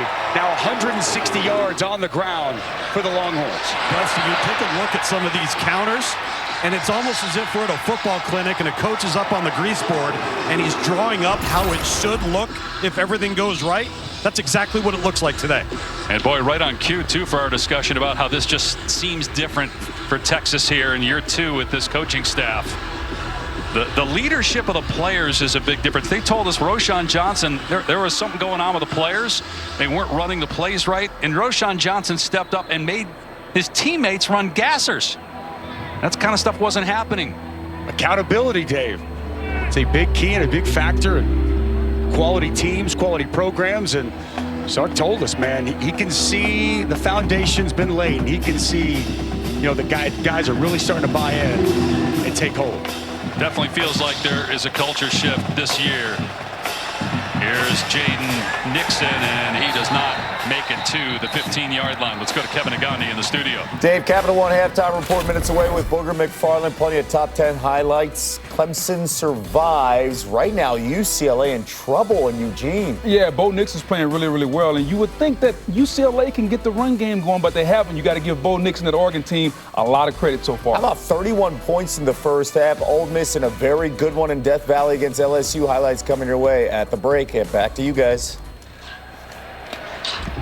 All right, guys. Yeah, 14-point swing here for Texas to get to 31. Spencer Sanders threw an interception in the red zone as Oklahoma State was looking to tie the game. And Texas storms right down the field and scores. Plenty of time for the Cowboys, and they have all their timeouts. And they get a first down up past the 35-yard line. Stephon Johnson tackled at the 37, 22-yard gain. Well, an absolute dart here from Spencer Sanders, continuing to go to the true freshman Johnson. Sanders to throw again. That pass tipped at the line. There is a flag down. There's a flag actually in the backfield as well. It's going to be a hold on 68 Maturko. He got a hold of Alfred Collins working inside. Applied the pressure. Again, 2 flags. They might be for the same thing. There are 2 fouls on the play, both by the offense. Personal foul, roughing the passer. Defense number 95. Holding, 68. Offense number 68. Those fouls offset. Replay, first down. So Kevin Marr with the mistake. They're saying both were on the offense. Obviously, one on the defense, one on the offense. So offsetting penalties and 1st and 10. Well, Alfred Collins, when he came out, going back to his true freshman year, I thought he was going to be one of the dominant defensive tackles. There's a foul on each team. The fouls will offset. Thank you for getting that right. I thought he was going to be one of the more dominant defensive tackles in the Big 12 and in college football. And he's lacked consistency. Nice rush, but the mistake there at the end of the play. Gonna run the ball here. Richardson, nice cut in the hole. Past the 50, it's Jaden Nixon. A shoe comes flying off. Nixon still going, carrying defenders all the way down near the 10-yard line. Well, we knew at some point Jaden Nixon was gonna get a chance. He goes for 53 yards on that play. Well, they just needed a running back who could make somebody miss on that inside zone. Inside zone, make a guy miss, make a cut, and you see the speed. Nixon's a track guy, returns kicks. And just what the Cowboys needed with a big run. And he did it with 1 shoe. You wonder, had he not lost that shoe, maybe he would have scored. But he sets up Oklahoma State at the 11-yard line. I mean, you're not faster with 1 shoe on, Dave? Remember, they turned it over down here and take a shot to the end zone on 1st down. Tons of contact, and a flag goes down. The intended receiver was Talon Shetron, and Barron got called for pass interference on the last drive, and he's going to get flagged again. Yeah, this was a pretty easy one for the officials to call here. Barron with a takedown. Pass interference. Defense number 23. Ball be placed at the spot of the foul. Automatic first down. But with the trust in these true freshman receivers, guys, Shetron, Stephon Johnson, they have not had a big role this year. We talked about Jaden Bray out, Braden Johnson. And, man, you just see a lot of trust here from Spencer Sanders continuing to go to some of these young, unproven wide receivers. But they're making plays for him. That's right. Why not? I'm with you. 1st and goal from the 2. It's going to be Richardson looking for his 3rd touchdown. He's in! Dominic Richardson, pay dirt for the 3rd time in this game. A version there of thunder and lightning. Thunder there from Dominic Richardson as he lowers the boom and barrels his way into the end zone. We saw the lightning and the speed from Jaden Nixon. I'll tell you what, man, this Cowboy offense has answered several times here in this first half. That is a very, very important touchdown drive as we see Richardson extending over the goal line. You know, Texas is stuck in the Big 12 now. It was announced this week through the 2024 football season. This feels like Big 12 football here. Yes, sir. Shootout in the first half, 31-23 with 2.5 to go. And Texas will have 2 timeouts when it gets the ball back. 7-point game after the point after from Tanner Brown. Well, coming up after we are done from State College, it's 16th ranked Penn State taking on Minnesota. Can the Nittany Lions bounce back after losing to Michigan? That's at 7:30 Eastern time on ABC. So coming into this game, Texas at 3-1, Oklahoma State at 2-1 in league action. TCU and K-State both 3-0. TCU up to number 8 after the come-from-behind win over Oklahoma State in double overtime last week. Wildcats and Horned Frogs meet tonight at 8 Eastern. Big 12 feels wide open this year. Obviously, Oklahoma struggling, not in the top 5. Kansas at 2-2, trying to end a 2-game losing streak, facing Baylor. I think it's the deepest conference in college football, Dave. I mean, week in, week out. I mean, if you don't show up ready to play and play well, you're going to get beat. A good one tonight, Kansas State and TCU. As mentioned, Kansas playing Baylor lost earlier today, so that's 3 straight losses now for the Jayhawks, missing their quarterback, obviously. So Keelan Robinson is deep. Plenty of time for Quinn Ewers in Texas to move the ball down the field. This drive will start on the 25 after the touchback. Talked earlier about Steve Sarkisian, the offensive coordinator, some play design. And when you run the football, man, it sure makes play action really nice. Brings those linebacker safeties up, middle of the field, open, and an easy pitch and catch. And this touchdown earlier with Xavier Worthy, you know, just that little ghost motion, comes back across, linebacker never identifies him, and it's a walk-in touchdown. He's got a lot of nice pieces to play with, and Steve Sarkisian said, man, he's having fun, and this team is having fun this season as well. But the defense just gave up a touchdown. That's right. There's enough time for Oklahoma State, too, if Texas goes 3 and out, for the Cowboys to get the ball back and have time on the clock. Robinson bottled up. That rarely happens. 1-yard gain. That might be just the 2nd or 3rd time that he's been unable to get anything on the ground. Ossie was there up front. Nice job by Xavier Benson, the other linebacker, coming in downhill, closing and restricting that running lane. You see Ossie, the nice tackle. Empty set. Robinson leaving the backfield. Excellent receiver. Already saw that on a touchdown catch. A shot down the field for Worthy, and another overthrow.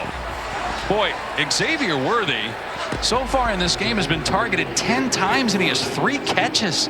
Some of that, I'm sure, is on Worthy, but we've seen a lot of overthrows from Ewers. Well, he's one of the best receivers in the country. Great speed. Good job by Oklahoma State. That ball just sails once again on Quinn Ewers. I think he thought he was going to go outside. Worthy goes inside. Yeah, they've been off script all day today, Tom. Yeah. Big 3rd down right here for this Cowboys defense. And again, if Oklahoma State can get a stop, it'll have 2 minutes on the clock and all of its timeouts. 4-man rush, pressure coming up the middle. Ewers dumps it off to Sanders. Great balance by Sanders. Still fighting for yardage. And they're going to mark him down short of the line to gain at the 31. So it's 4th and 4, and Texas will punt it away. And it's a great rush inside by Nathan Latu. He applies the pressure on Quinn Ewers, makes him get rid of the football to Sanders well before he wanted to. Been waiting for this pass rush to take hold all day long. It's one of the better pass rushes, and a guy you don't typically expect in Latu, with a nice inside move, forcing the pass from Ewers before he wanted to make it. A timeout was called. Assume it was on Oklahoma State. Has not been announced yet, but that would leave the Cowboys with 2, because I don't think he went out of bounds. Unless they ruled that he did go out of bounds. I think they ruled him out of bounds, Dave. Yeah, again, no announcement on a timeout, so they must have ruled him out of bounds. That's big. I mean, he's fighting for yardage, but he ends up going out of bounds then and costing time for Texas. Backing up, Presley, and he is leveled as soon as he pulls it in. He muffed a punt earlier in the game. Keaton Crawford right there to take him down after the 54-yard punt. Boy, Crawford's been great. Had the block punt earlier. It set up Texas with a short field and a nice open field tackle there right as Presley receives that punt. Kick off your Sunday with NFL Countdown, 10 a.m. Eastern on ESPN. One-on-one with Daniel Jones. How about the New York Giants at 5-1? Then Monday Night Football, it's the Bears and Patriots, 8 Eastern on ABC, ESPN, ESPN Deportes, Peyton and Eli on ESPN2. Great having Joe Buck, Troy Aikman as a part of that. How about Dak Prescott back now, Dave? The Cowboys. Boy, NFC East looks like maybe the best division in football. Richardson out of bounds. We'll see if he got the first down. Looks like he's just short by a yard at the 24. 1:43 left and 3 timeouts. Talon Shetron, true freshman receiver with an excellent block on the bigger body Ryan Watts to help spring that pickup. A little behind Presley, but he makes the catch.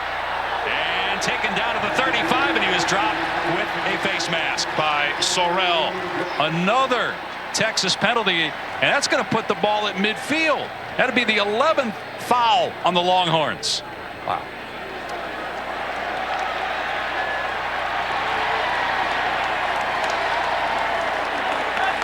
Conversation here about exactly what they saw. It might be calling a horse collar, guys. Yeah, I was going to say, I don't know if he grabbed the face mask. It looked like the inside of maybe the shoulder pad. Right. There is no foul on the play. So they rule no horse collar or face mask. So it's still a first down. Ball is at the 36. Boy, great job in the open field by Presley. Yeah, that's the right. Yeah. No call. That's right. Clock at 1:36. Yeah, they got to start the clock. Because again, he was taken down inbounds. They started on the ready for play, and over the middle it's dropped, and then a huge hit afterwards. Wow! Shetron got lit up. He couldn't pull that ball in. Hopefully Shetron's okay. It was Jalen Ford with the hit. Let's take a look again. There were two Texas defenders around the receiver.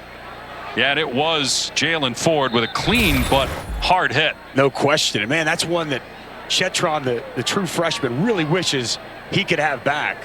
Watch that ball in. You hope he's okay. But man, he took a punishing blow there from Jalen Ford. Dusty, like you said, he's been one of those 3 true freshmen that have made a huge difference. They can't afford for another wideout to go down. No, that's a great point. They banged up coming in here today. If you're just joining us, Brock Martin, one of the leaders on defense, he's not playing here today. Brendan Evers retired from college. So many injuries earlier this week. You know, on the offensive side, they're without Preston Wilson, Braden Johnson, wide receiver, Jaden Brayetts. They beat up Cowboys football team, and hopefully Shetron will be okay. 2 starters on the D-line, starting center, starting receiver, backup receiver. Your quarterback was not 100% last week. They wouldn't tell us whether he's 100% this week. We do know he practiced, and Sanders has looked good today in terms of his health. 2nd down and 10.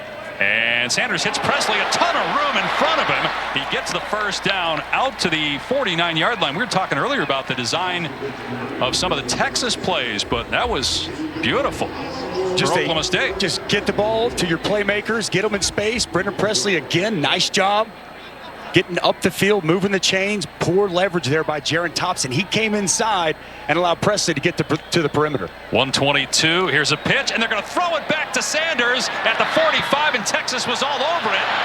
And Sanders finally taken down after just a 1-yard gain. We'll see if Oklahoma State uses a timeout. There are 2 Texas players injured on the play. Boy, you got to give a lot of credit to DeMarvion Overshown right here for staying home, reading the play. That ball is a little bit underthrown, but you can understand. But Overshown getting out there, forcing Sanders back inside to his help. It's really well done by Overshown.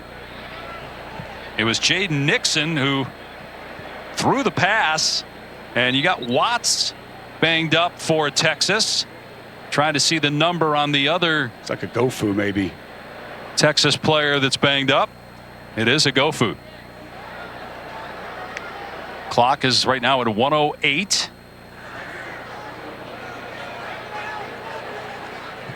And Oklahoma State with 3 timeouts and the ball at midfield.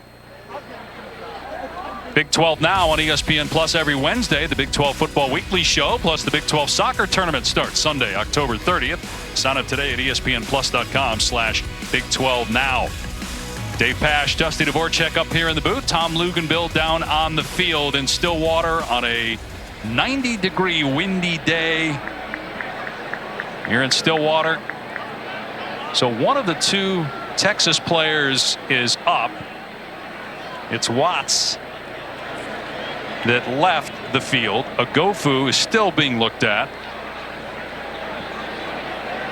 4 tackles on the day for Ovie Agofu, transfer from Notre Dame. They're better edge rushers. Hopefully he's able to get up and be okay. Yeah, without him, it's tough to manufacture pass rush for this Texas defense. Yeah, they're stout against the run. They got a lot of size, but as far as getting after the cue, you don't see it as much. Take a look at these quarterbacks. Boy, Quinn Ewers, that mullet is marvelous. I got to give it up for the look. Did you see him come in too with a cowboy hat and the moment is sweet. I'm about to tell you what, he's been off a little bit here today.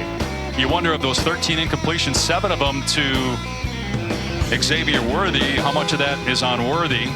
Still 190 yards. He had the interception on the first drive. Yep.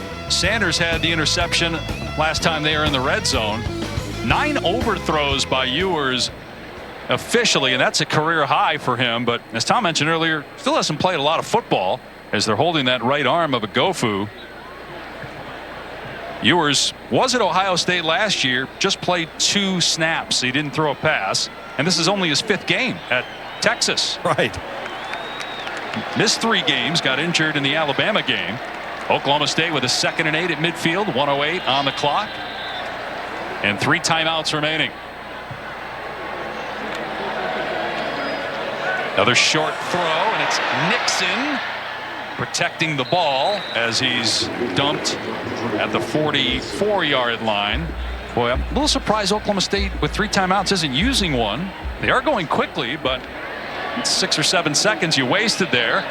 And keeping it to Sanders, and he's able to leap out of the arms of Overshown and get the first down before he steps out at the 41, a 3-yard gain. Boy, it's a foot race to the perimeter. Overshown tried to beat him there. Spencer Sanders not going to be denied. A little bit of a hurdle as he runs out of bounds. Stop that clock. Nice pickup by the veteran quarterback.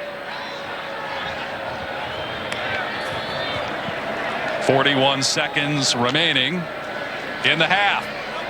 Good job picking up pressure, allowing Sanders to escape the pocket. He's tackled in bounds. They're going to have to use a timeout, and they'll call one here. Mike Gundy, you can probably hear it. Get to call that immediately. I think some of the coaches are questioning the hearing of the official. Oklahoma State calls their first timeout of the half. I actually timeout. Saw him calling it, and it seemed like it took him a couple seconds to give it to him. 31 seconds left. 2 timeouts remaining for Oklahoma State. Down 7. Jaron Thompson with a really good open field tackle. It's a 2-hour first half. You made the comment earlier about kind of your, a couple of years ago, Big 12, everybody's like, oh, they don't play any defense, they don't play any football. Also, some really good quarterback play and some really good offenses, but there was a thrilling game last week between between Alabama and Tennessee. It's 52-49. All I heard was how great of a game it was. It's okay to put up some points, right, and still have quality football. Boy, what a story, too. Tennessee, I know you know Josh Heupel very well. The job he's done with that program, given what the disarray that they were in before he took over. Incredible. Absolutely incredible, the job that him and his staff have done just now in the 2nd year they've been there. That car was over off in the ditch when he showed up. Not only did he get it out of the ditch, it was on blocks. He's flying down 35 now, man. It's a remarkable job they've done there in Knoxville. Up to number 3. They play Kentucky in Knoxville next week. Sanders with a pump fake, steps up and runs. He's at the 35 and close to a first down. He should have it, and they're going to call timeout anyway with 23 seconds left. So 1 timeout left for Oklahoma State. Or do they? Oh, Mike Gundy was signaling for it. They did not call timeout. Why? I don't know. They're wasting 6 seconds. And in trouble is Sanders, and almost intercepted inside the 20 at the 15-yard line. So now you got 11 seconds left. You didn't use that timeout, and Michael Taft almost just got a takeaway. And he took a shot. Spencer Sanders took a shot off the edge. I don't understand not using the timeout there by Mike Gundy. It seemed like it was a no-brainer. Really nice inside move there by Sorrell. Pressure off the other edge. But again, 12 seconds off the clock, and you get nothing out of it. Inside 10 seconds to go now. Sanders in trouble. Got to get out of there. Got to get rid of the ball. And it's incomplete with 6 seconds left. It was a poor clock management down the stretch. And now you're looking, and they're going to try it here in case of a bad snap. Actually, the clock at 3 seconds, so they have to kick the field goal now. They really blew that. And that's going to be about a 48-yarder. Tanner Brown has made 16 consecutive field goal attempts. That's the longest active streak in the country. He leads all kickers in the FBS in scoring this year. He made a 48-yarder earlier. This would be a 48-yarder as well. Texas going to try to freeze him. Texas 30-second timeout. Well, you mentioned it, and you called it earlier, as there was not a big sense of urgency to get going. Hadn't used any of their timeouts, and especially there at the end when Sanders, gets tackled, why you don't use the timeout to try to give yourself a little bit, more time to get in better field goal range. That's not very well done here by Coach Gundy to close out the half. And I thought I saw him signaling for a timeout, but then I don't know if he changed his mind, but he wasn't upset when the clock was running, so he obviously didn't want the timeout. But It definitely cost them an opportunity to get into the end zone. They do have a lot of faith in Tanner Brown, who's got a 52-yarder already made this season. That was against TCU in overtime. So be a 48-yarder at the end of the half to try to get Oklahoma State within 4.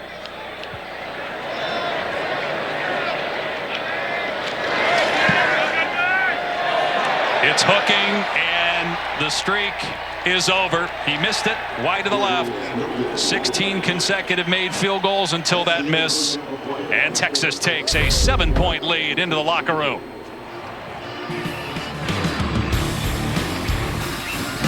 (31-24). Texas in front. We'll send it to Kevin and Booger. Capital One halftime report after these messages and a word from our ABC stations.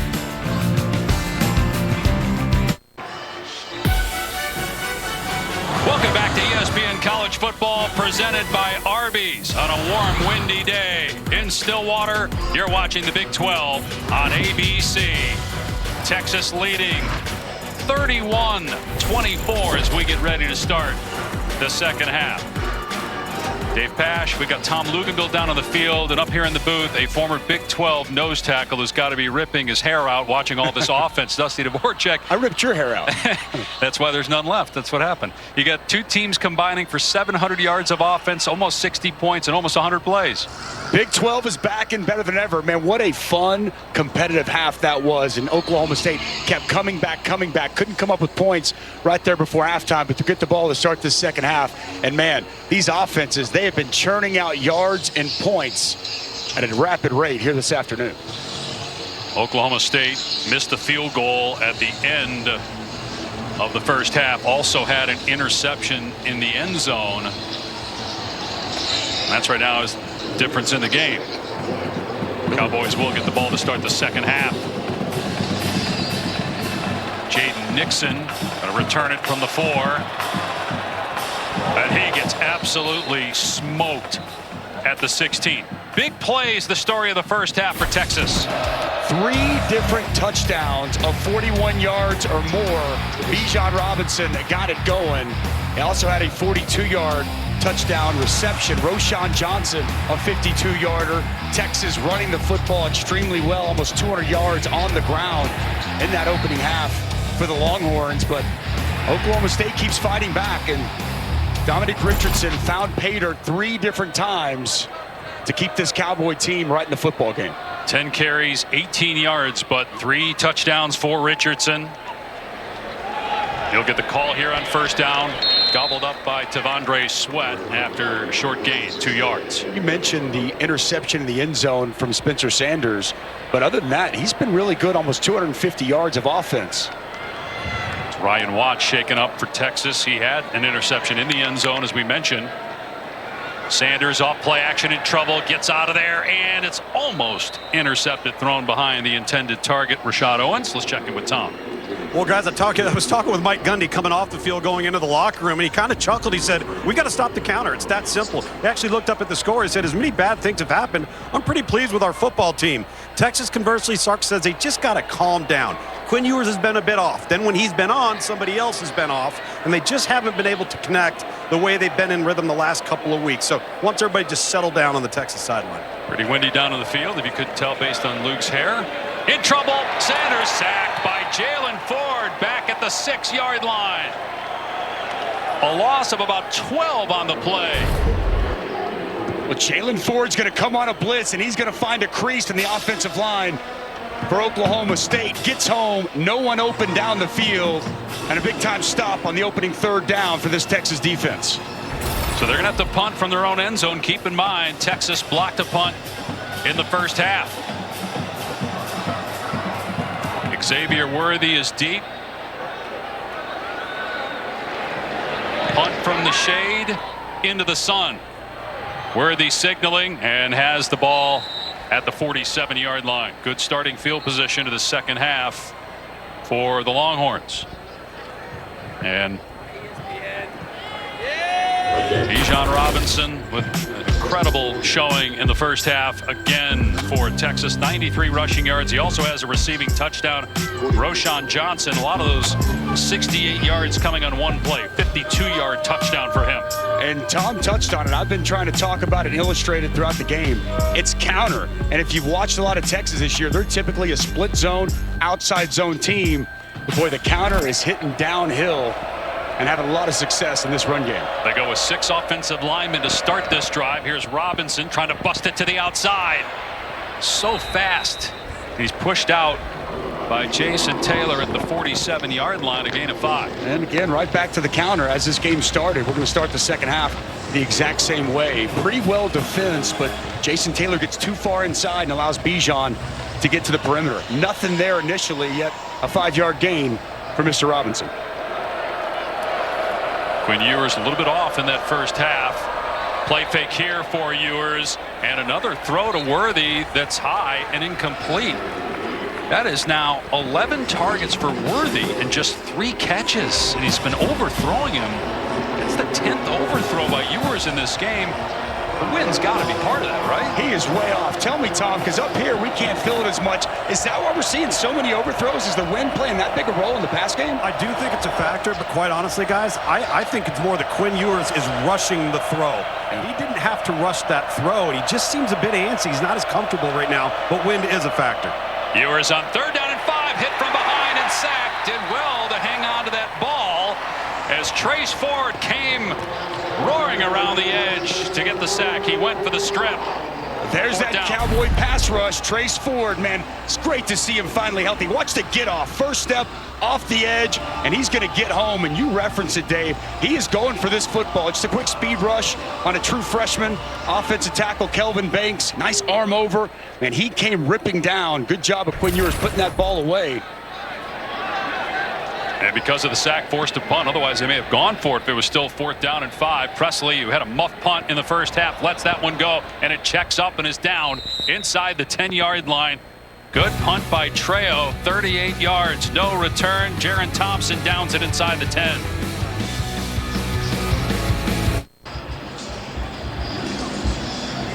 So a moment ago, wide receiver Savion Red getting into it with the coach. You see Quinn Ewers here trying to play peacemaker, and then others have to step in. Red has not been targeted today. There have been some issues with Ewers and his receivers not being on the same page.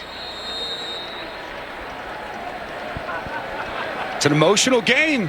Played and coached by emotional men. Savion Red needs to check those emotions. Richardson past the 10 and moving the pile out to the 14-yard line. It's a gain of about 5 for Dominic Richardson, a junior from Oklahoma City, who has got 8 touchdowns now in the season, 3 in this game. Physical style of running for Dominic Richardson. Play fake, and Sanders throwing a fade, incomplete. And another flag. Deshaun Jamison defending Bryson Green downfield. That would be penalty number 11 on Texas, none by Oklahoma State. Pass interference, defense number 5, 15-yard penalty, automatic first down. It's a handful of pass interference calls on Texas. And you'll see Jamison working down the field, gets that arm extended into the chest of Green, draws the flag. Just a little too much contact there at the end. Kind of a touch flag there, but they go back to the ground game, and Richardson is swallowed for a loss at the 28-yard line by Coburn. They get a first down, they try to pound it, and it just hasn't worked. That's been an issue all year. The running game for Oklahoma State. They had a 17-point lead at TCU, blew the lead because they couldn't possess the ball, couldn't run it. Sanders looking to check it down to Richardson, finally does, and Richardson pays for it. Overshown absolutely lays him out. A loss on the play of a yard. Boy, it's really good coverage down the field. You saw Spencer Sanders waiting. He was waiting for Brendan Presley to come open on the in-cutting dig route, but it was well defended. And man, DeMarvion Overshown lowers the boom. Big open field tackle for Agent Zero. We've seen him make some big hits today. 5th-year senior. Sanders to throw, gets leveled, throws a deep ball, and it's incomplete. He was going for Green. Jamison almost intercepted it. Again, there was pressure right in the face of Sanders as he threw the ball. It's 4th down. And it's the big man, Keandre Coburn. Watch him on this twist inside as he's going to loop around and get good pressure. This 6'2", 344 pounds of man coming right at you, and he lands the big hit there on Spencer Sanders. Nice job stopping the run by Coburn on early down, and an excellent rush there on 3rd down to get the Texas defense off the field. So again, the 32-year-old punter, Tom Hutton, out there. Worthy moving to his left, lets it go, and it sticks in the ground at the 28-yard line. 48-yard punt, no return. Early 3rd quarter. Hey, we've had 2 stops in a row in this game.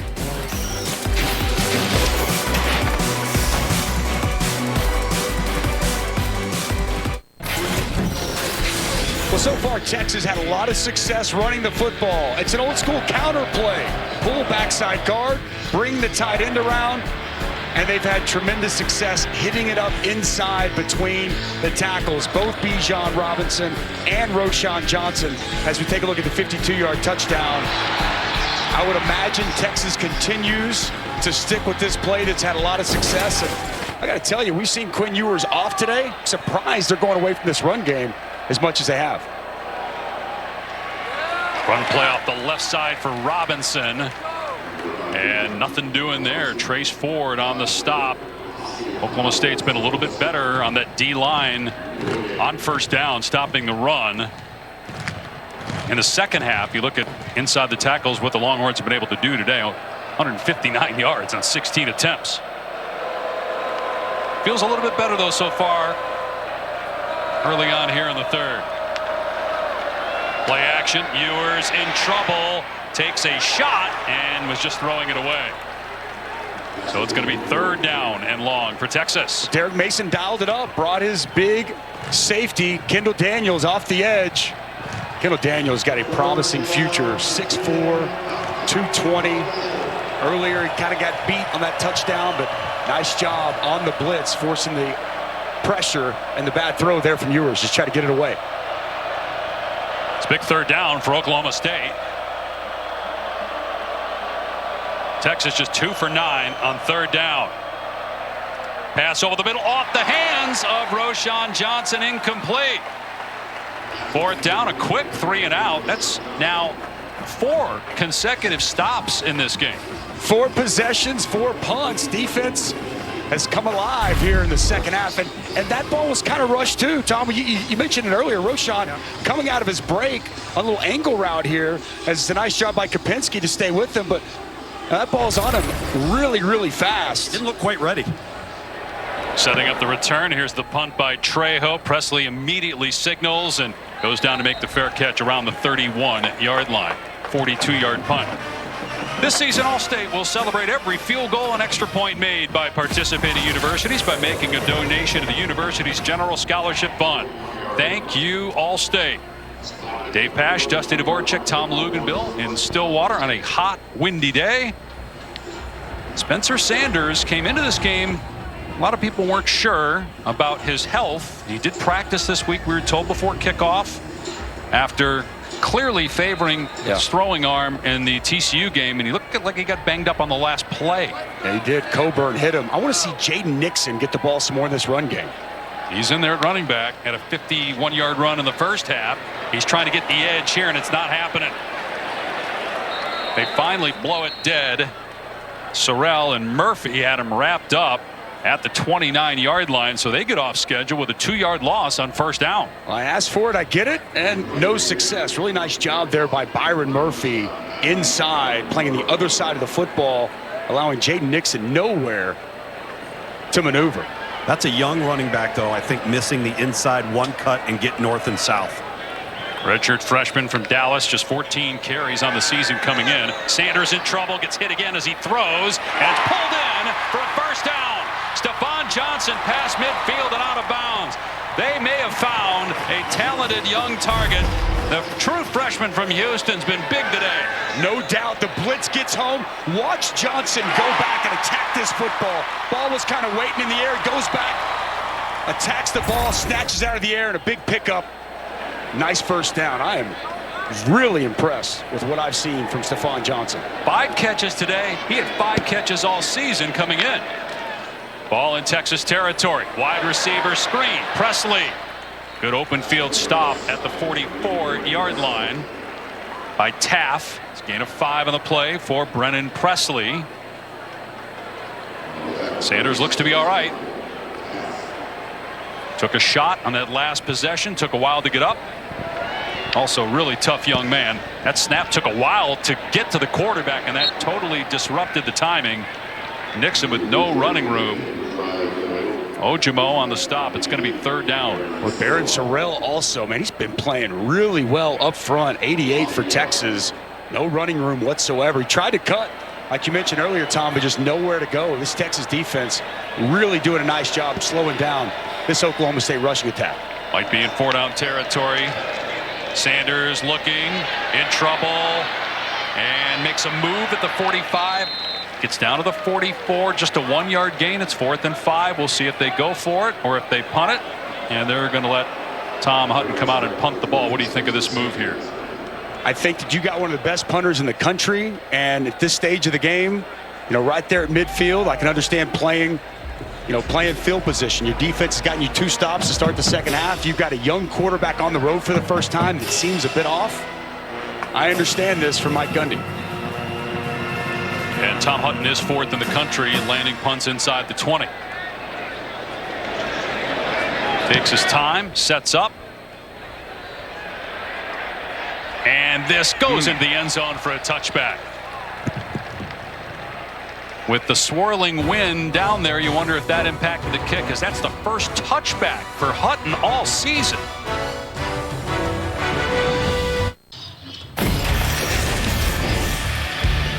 Boy, special teams, it's such a factor, and it's been a huge factor today. I thought coming in, Oklahoma State had a massive advantage, but it's been advantage Texas. Block punt early. Tanner Brown's first missed field goal there before half, and Tom Hutton is an absolute weapon, 4th in the country with 15 punts inside the 20, and that one, Gundy trusting his punter, goes in the end zone. Been a huge factor in this game, Dave. Also had a muff punt, but it did not lead to any Texas points. The Longhorns turned it over on downs. Here's Ewers, only 11 completions on the day, and dumps that one off to Worthy, who's got the first down past the 40, and Worthy wrapped up at the 45 and tackled at the 48. So a gain of almost 30 on that play. Much needed explosive play through the air for Texas. Just a shallow cross for Xavier Worthy, and he gets lost in the shuffle. Nobody's able to account for him. And you see the speed in the open field with a big pickup there from Worthy. Now Ewers has not had consecutive completions since the first quarter. Gonna run the ball, nowhere to go. Good job. Kendall Daniels again coming down to make the tackle on Keelan Robinson. They mark forward progress at the 46, so it's only a 1-yard loss. 2nd down and 11. Also nice job there by Tyler Lacey. I think Tyler Lacey is one of the best defensive linemen in the Big 12. See him place him in, place him tackle. They move him around. Big 89's really having an outstanding senior season. This is an Oklahoma State defense that was really good last year. Lost some pieces, is in the 100s and a lot of different statistics, but is 5th in 3rd down defense. We've seen that on display today. Robinson trying to fight for anything he can get. Does get back to the line of scrimmage. Samuela Tuihala Maka makes the tackle, so it's going to bring up 3rd and long again. Tuihala Maka, nice job with the penetration. Nowhere for Bijan Robinson to go. Both these run defenses flexing here. Does Derek Mason bring pressure? They lead the Big 12 in sacks. Led the country last year. Ewers with pressure at his feet throws it incomplete. He was going for Worthy downfield. And it's 4th and 10. So they get the big play to start the drive out to midfield, but then 3 plays and punt. 5 possessions, 5 punts. Who would have thought? Well, this is an excellent job by Trace Ford. You want to see what a bull rush is supposed to look like? Working on right tackle Christian Jones. He just runs right through him, and that's what forced that throw from Quinn Ewers. 2nd time now in this half. Trace Ford starting to come to life and do a nice job rushing the passer. Punt is high and deep. Presley gets out of there, and it goes out of bounds inside the 5. Out of bounds at the 1. Inside the 1. We're talking about the exploits of Tom Hutton. How about Daniel Trejo? A couple times here this half. pinning Oklahoma State inside its 10. This is as close as you can get to being a touchback. Great camera work by guys. Wow. Oh, what a punt. That was very, very impressive right there. Our Saturday night football game presented by Capital One is Minnesota Penn State in Happy Valley at 7:30 Eastern, 4:30 Pacific on ABC and the ESPN app. The Nittany Lions trying to rebound from a loss to Michigan last week. What about Minnesota? Kind of falling off the map. Although Purdue's losing to Wisconsin, Yeah. you got Illinois leading the West, but maybe Minnesota can climb back into things. Going to snap it from the 1. They go 2 backs, and they hand it off to the first man through. It's Zach Middleton. Not like he's a big back or anything. He's only 200 pounds. That's just his 4th carry of the year. And Tavondre Sweat with the tackle after a gain of 2. But it does give him a little room to breathe. He's thick, though, man. He's only about 5'8", 200 pounds or so. They got Ollie Gordon, the true freshman, in there as well in the backfield. He'll get it here, and he's out past the 5. Keeps the feet moving, and they finally blow it dead at the 7-yard line. So Ollie Gordon just 1 attempt in each of his last 2 games. That's showing faith, though, in a guy who did have a big fumble earlier this season, giving him the ball at the 3-yard line. Well, he's got a bright future. He's very talented. He's first team, all uniform off the bus. I mean, just looks the part, but you referenced that he had a fumble against Baylor. And man, one thing about Coach Gundy, if he doesn't trust you, he's not going to play you. And they've lost some trust in the true freshman. 3rd and 4. See if they put Sanders in a run pass situation. High snap, Sanders in trouble, and he gets mauled by Overshown, thrown to the ground at the 3-yard line. Remember, they have a new center, Joe Michalski, starting for Preston Wilson today at that position. Well, Sanders saved a big-time play here as this snap over his head just to get his hands on it and possess it. That could have been 6 the other direction. And an outstanding job by DeMarvion Overshown, who has really shown up in this football game today. He is a punishing tackler. Holy smokes. It was almost disaster, though, boys. Oh. So let's see what Hutton does here, punting from his own end zone. Worthy under it, fields it at the midfield line. He's inside the 40-yard line, stiff arms, inside the 30, inside the 20 as he goes out of bounds. It all started with the Texas punt. 3 and out, Worthy with a return of almost 30 yards, and the Longhorns are set up beautifully. Leading by 7. Near the 3-minute mark here in the 3rd quarter. You've got TCU and Kansas State as the only unbeatens in conference play remaining, and they play tonight. Texas trying to get to 4-1. The Longhorns have not won the Big 12 since 2009. The last time they played in the Big 12 championship game was 2018. They have a bye week after this one. They still have to play at K-State, and TCU comes to Austin. And Oklahoma State inches away from a Big 12 crown last year. Both these teams control their own destiny throughout the rest of this season. Bijan Robinson slips a tackle in the backfield, gets positive yardage down to the 15-yard line. Ossie on the tackle. Oklahoma State is at Kansas State next week. They've won 12 games in a row here. That's a school record. Their last home loss was against Texas 2 years ago. On 2nd and 6, Robinson again gets maybe 1. That was Sean Michael Flanagan with the tackle. 3rd down. Good timing there from Flanagan as well. You're seeing safeties come up and insert themselves into the box. Derek Mason's made a little adjustment. Seeing Kendall Daniels there, Flanagan, good timing as they able to get Bijan down quickly. Although he hurt himself on the play, that happens when you hit Bijan Robinson, who's over 100 yards rushing today. Not that much in the second half, but that's 6 consecutive 100-yard games for the Big 12 Player of the Year candidate. 3rd down and 5 for Texas at the 15. Ewers with time over the middle. The pass was high and incomplete inside the 10. Bijan Robinson, the intended receiver. Colin Oliver had some pressure that time on Ewers, and it's 4th down. Texas will bring on the field goal team. Yeah, Nicholas Martin working man-to-man coverage on Bijan Robinson. Simple little option route, inside angle route as he gets inside coverage. Ewers unable to connect. You mentioned it, Colin Oliver with a nice pressure. So disappointing with that field position. I know. Wow, so just got to be pulling its hair out. Huge stop there for Oklahoma State. A short field goal try here, 33 yards. There is some wind. And the kick hugs that right upright, but is good. And Texas extends its lead to 10, 34, 24. 2:10 remaining in the third quarter.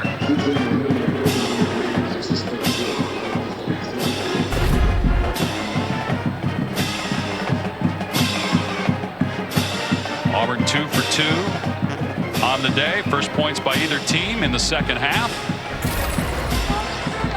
Special teams been the difference today, guys. I mean, that's a special teams 3 points. I mean, right? You set it up with the punt that you referenced, a nice punt return from Worthy, and obviously you kick it through, but that's fascinating to see because that's been such a strength for Oklahoma State all season. And here today, it's been a huge strength for the Texas Longhorns. And I would have to imagine Jeff Banks, special teams coordinator, we've shown a couple of shots of him how excited he's been. He's got to be very proud of the way his units have performed here in this game. Oklahoma State doesn't lose consecutive games very often. Got off to a 5-0 start, ranked 8th going into last week's game. Had a big lead at TCU, ended up losing in double overtime. Trying to avoid dropping to 5-2 and 2-2 in league action. Will Stone will kick off here for Texas.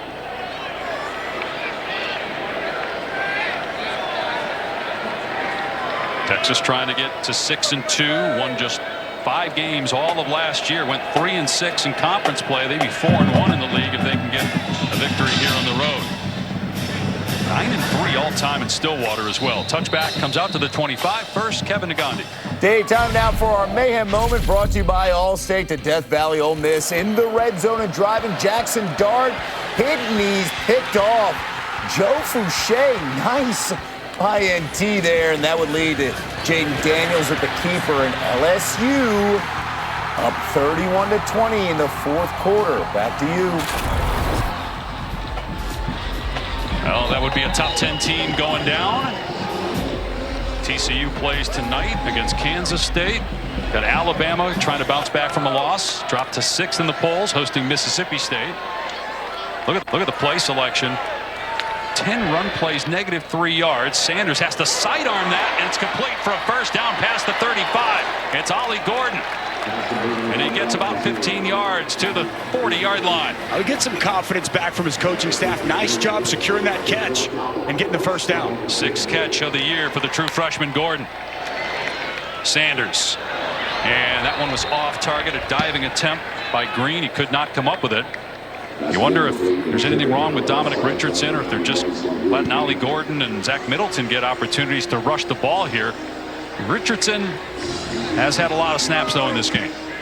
I think he was a little banged up from that last game against TCU. Clearly he was in there for the duration of the first half, but a lot of Cowboys left that game battered and bruised. Sanders to the air on 2nd and 10.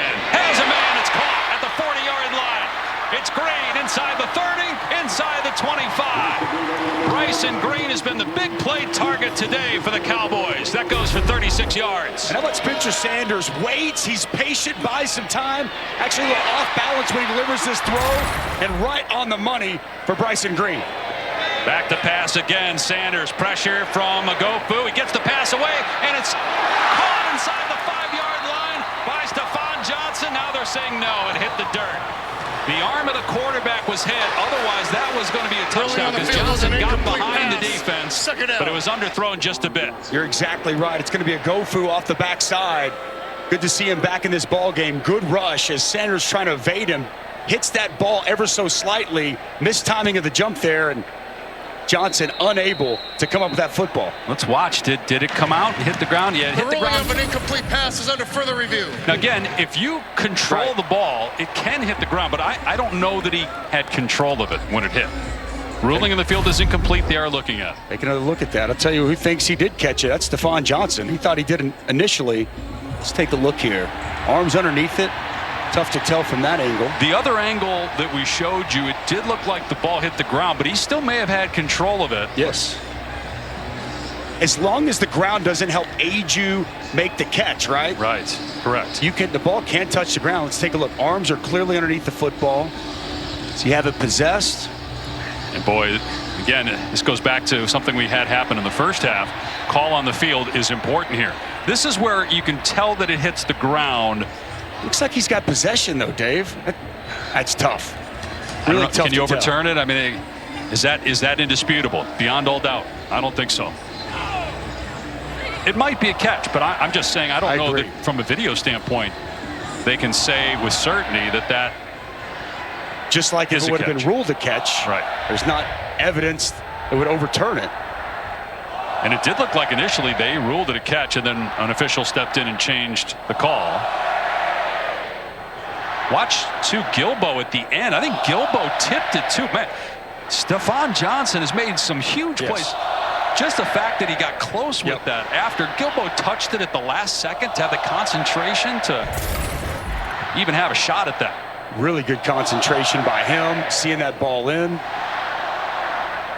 I think it's going to be just like we kind of talked about, like ruling on the field probably going to hold to be true. Just tough to tell, and there wasn't a definitive angle to fully see. Review, the ruling on the field stands. Second out. Again, the crowd doesn't like it, but you have to have indisputable video evidence beyond all doubt. There was doubt, and that's why they couldn't overturn that. So it is 2nd and 10 at the 25-yard line. And again, we're seeing Ollie Gordon in at running back, not Richardson. The Cowboys down 10, so they're in position to at least get points here. Tanner Brown had made 16 consecutive field goals until a miss at the end of the first half. It's good to see Gordon. This is such a big moment. Second half, trying to come back, and he's the most talented of the running backs, that's for certain. That's Presley coming in motion, getting it on the jet sweep. Upended at the 22-yard line by Barron. 3rd down and 7 coming up after a 3-yard pickup. A heavy dose, a true freshman here in this ball game. Braylon Presley trying to find different ways to get the football in his hands. Dude's a little water bug, man. Out of Bigsby, man. He's one of the, I mean, his highlight reels from high school, unbelievable what that young man can do with the football in his hands. His older brother Brennan is the team's leading receiver. So 3rd down and 8. Sanders, play fake, looks, goes to the end zone, and it's nearly intercepted by Jamison. He was going for Stephon Johnson, but almost got picked off in the end zone for the 2nd time in this game. And Oklahoma State will have to settle for a field goal try. Well, it's really good position on the football by Deshaun Jamison. He's got inside position. He kind of turns into wide receiver, and it's really well done by Johnson to knock this ball loose. He turns into the DB at the end of that game. And I think another throw here in the end zone that Spencer Sanders wishes he could have back. So Tanner Brown, first miss of any kind at the end of the first half. The miss from 48 yards. This is a 40-yard attempt. And it's good. Oklahoma State back within 7 in the final stages of the 3rd quarter. That's a good stop, though, by Texas. Defense, it only gives up 18 points per game, which is good for 21st in the country. We talked about it earlier. Gary Patterson, longtime great Hall of Fame coach at TCU. One of the big offseason acquisitions for Steve Sarkisian was bringing him in as an offensive. Actually, he's got a special title, like special assistant to the head coach. Yep. And you know, we talked to defensive coordinator Pete Kwiatkowski, and he was quick to say, man, he's made a big difference, and they've had a really good working relationship together. And, you know, working on some of the match zone coverages, his experience and knowledge of these teams, it's really paid dividends for this Texas defense this season. Well, you think about where the TCU program is today. It's been in big part because of Gary Patterson and what he did with that program. He told me today on the field, guys, I said, how you enjoying it? He goes, I love it. The record doesn't go next to my name, and when we sit in the academic meetings and something goes wrong, I just say, yeah, we got to get that fixed. Some of our meetings, too, with Patterson, when he was head coach, when you do a home game at TCU, I mean, you get the red carpet rolled out to you. Oh, yeah. You get Gary Patterson singing country music as well, if you're lucky. Touchback, it'll come out to the 25 for Texas. Let's see if this Longhorn offense can catch fire. It feels like they've been a shoelace tackle away from breaking off a big play in the second half, because in the first half we had all these big plays, but Not in the second half. We've had overthrows by Ewers. Oklahoma State done a better job up front stopping the run. Bijan Robinson, 18 carries, 8 of those for 1 yard or less, and a lot of those in the second half. See, that's where I'll push back. There has been big plays in the second half. They just come on the defensive side. Spoken like a former nose tackle. You love 1 yard runs. Ewers put the ball on the ground, scoops it up, and throws the pass complete to his tight end Sanders. Out to the 32. Gain of 7 yards on the play. Brought down by Xavier Benson. Like that snap might have hit Worthy as he was coming across in motion. Ewers picked it up off the ground. Found the big tight end, Jatavion Sanders. I've been surprised how little usage we've seen out of him today. See if Texas snaps it before the end of the quarter. They will, and the ball's on the ground again, and Roschon Johnson falls on it for a loss at the 25. That is a 7-yard setback. That's the end of the third quarter. They didn't have to snap it, but they elected to do it with about a second remaining in the quarter, and it cost them 7 yards. Big 3rd and long when we come back after this message and a word from our ABC stations.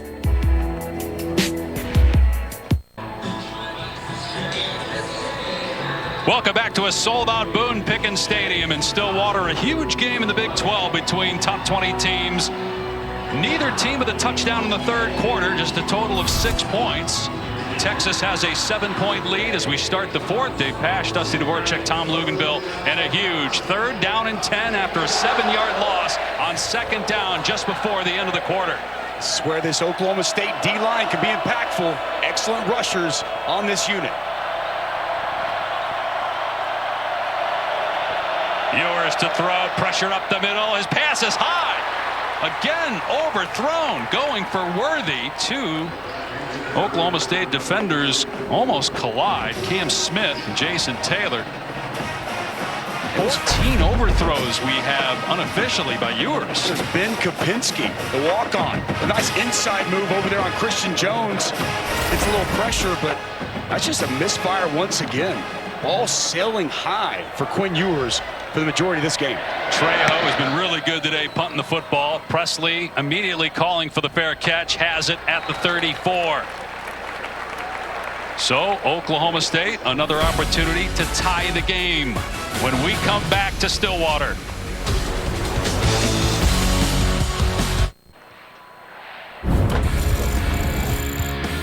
Here's one of 14 overthrows. It started like this and it stayed like this throughout. This is on the first possession. He overthrows Worthy for a pick.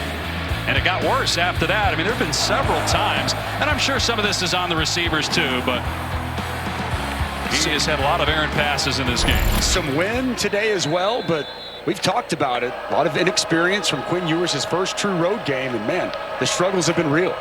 Here's Jaden Nixon getting the carry, and he gets dropped after a gain of 1. Ojimo with the takedown. Again, no Dominic Richardson. There's Hudson Card to the right of Quinn Ewers. Hudson started 3 games this year. Won the West Virginia game. Pass behind. Nixon incomplete. So it's 3rd down and 8.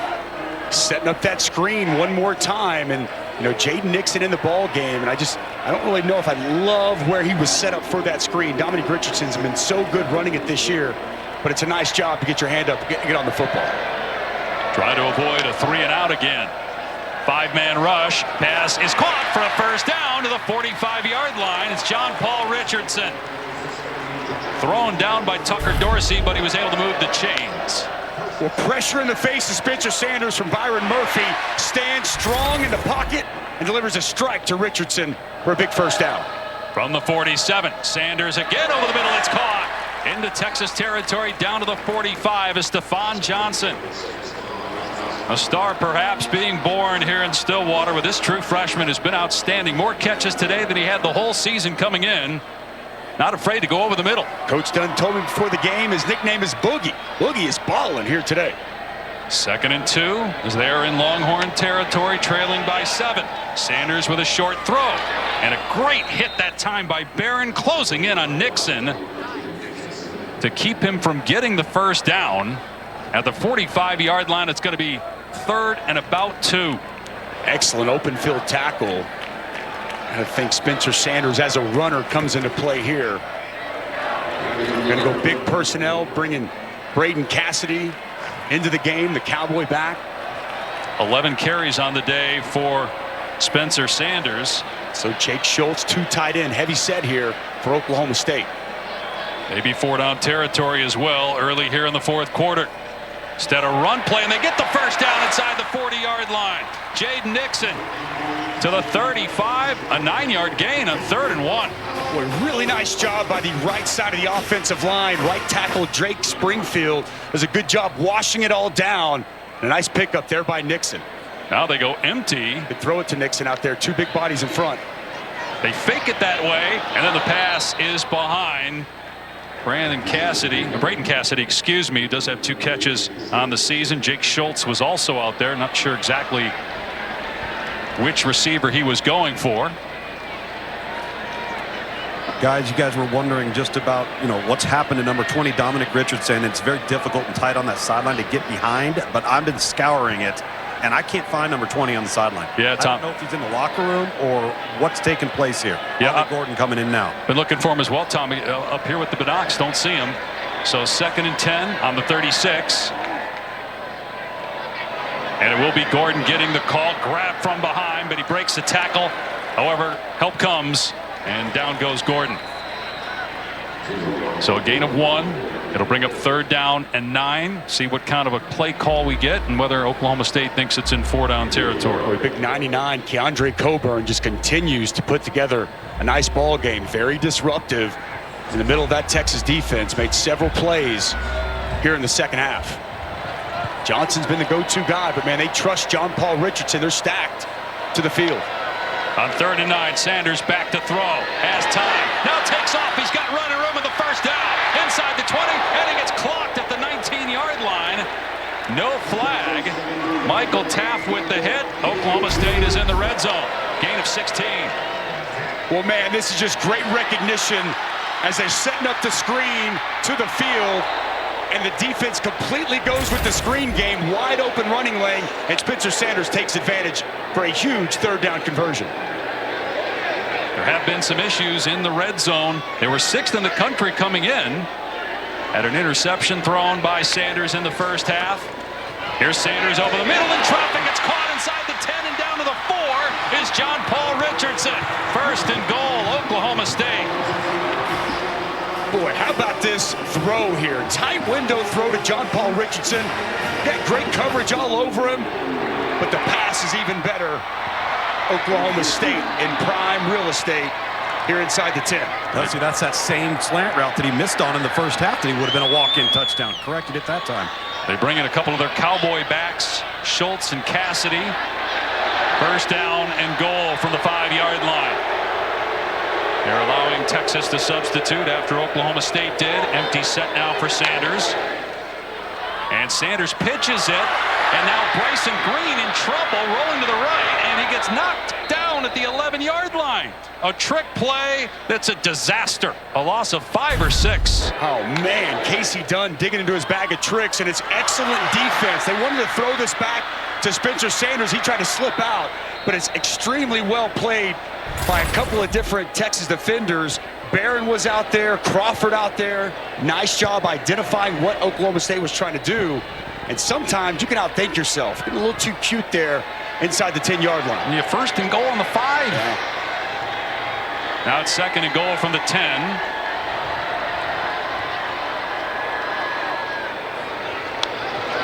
Sanders to throw. Looking over the middle end zone. Caught! Touchdown! Brennan Presley hauls it in. A point after away from tying this game.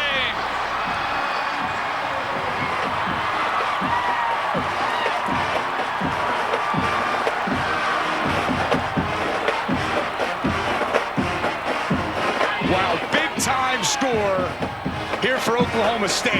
And this crowd absolutely loving it as they come alive. When you need a big play, you trust the guy that has the respect enough to ask your permission to date your daughter. No question, and you see him come inside in motion. Nobody accounts for him in the Texas defense. A blown coverage, and Spencer Sanders takes advantage and finds Brendan Presley for a big Oklahoma State touchdown. We mentioned that in the first half with Casey Dunn, the offensive coordinator.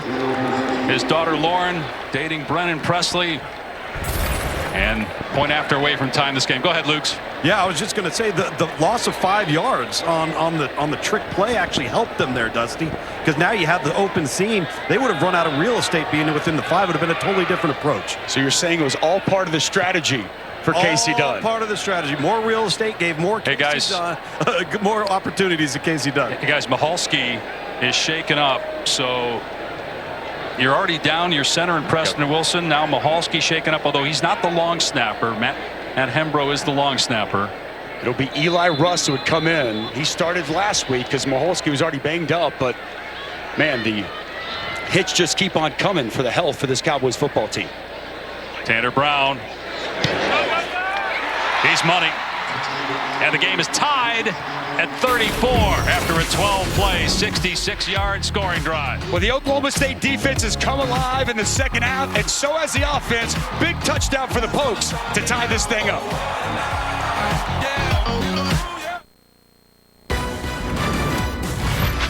College football on ABC is presented by Arby's. Arby's, we have the meats. Oklahoma State trying to win its 13th consecutive home game. The last loss against Texas 2 years ago. And you look at what both coaches have done in one-score games. Now, again, not as many attempts for Steve Sarkisian. Mike Gundy, 46 and 27.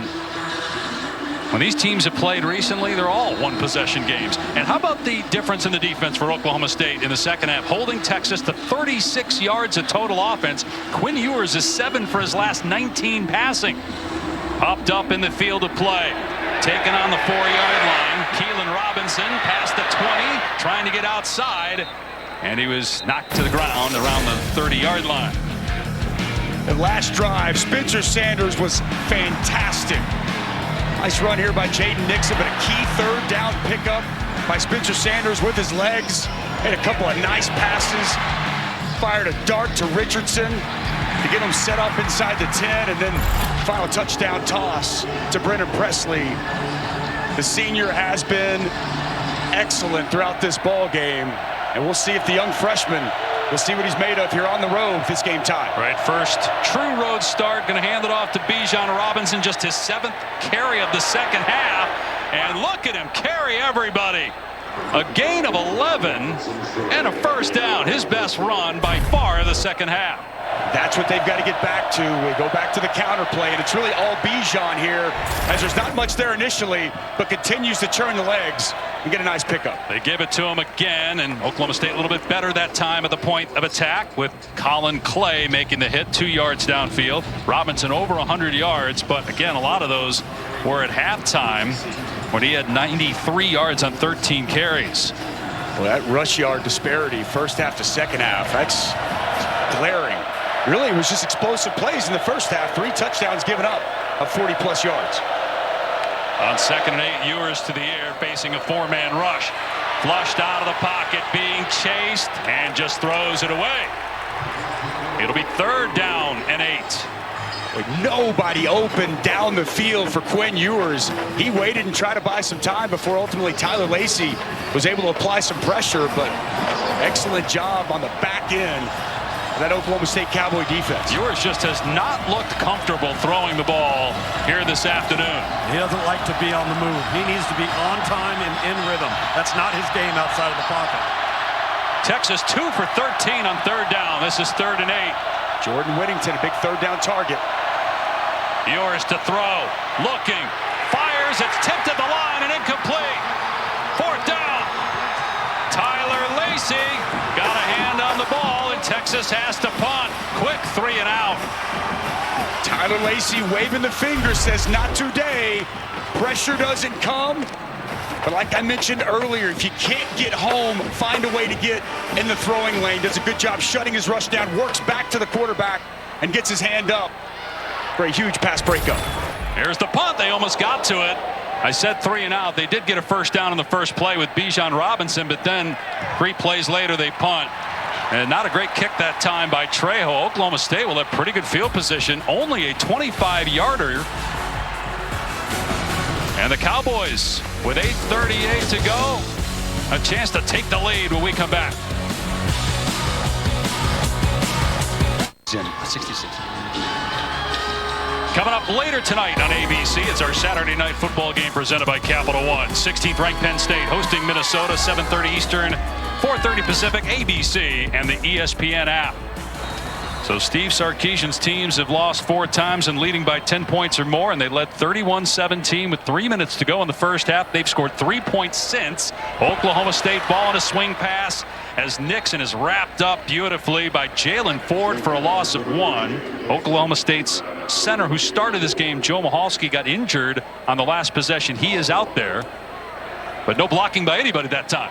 That swing, that's a great play in space by Jalen Ford. Pump fake, Sanders looking over the middle, and it's incomplete. Richardson had to go down to try to catch that ball, and just like that, it's 3rd and 11. Yeah, one that Spencer Sanders really wishes he could have back. He had Richardson open, throws it low, and Richardson, typically such a sure-handed receiver, unable to go down and make that catch. He knew it too, telling Richardson, hey man, that one's on me, pointing to his chest. Gosh, he wishes he could have that. 3rd and 11 for Oklahoma State from its 35-yard line. 7 of 16 on 3rd down today. Sanders pressure up the middle. He just has to throw it away. Byron Murphy broke free and got in the face of Sanders. A Texas defense responds, forcing an immediate 3 and out. A huge stop, and it's inside pressure right away. You mentioned it, 90 Byron Murphy. Simple chop rip, going to work right up the field. Is able to beat the guard, Maturko, making Spencer Sanders flush, and you got T'Vondre Sweat right there. Nice defensive stop there for the Longhorns. So Hutton on to punt. Been an adventure in the kicking game with the wind. Xavier Worthy, excellent punt returner, is deep for Texas.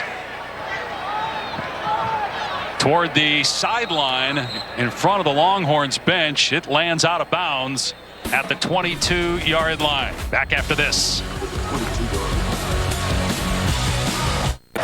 Nobody could get a stop in the first half, and now just 1 touchdown in the second half. That was by Oklahoma State on the last drive. Dave Pasch, Tessie Dvorak, Tom Luginbill down on the field.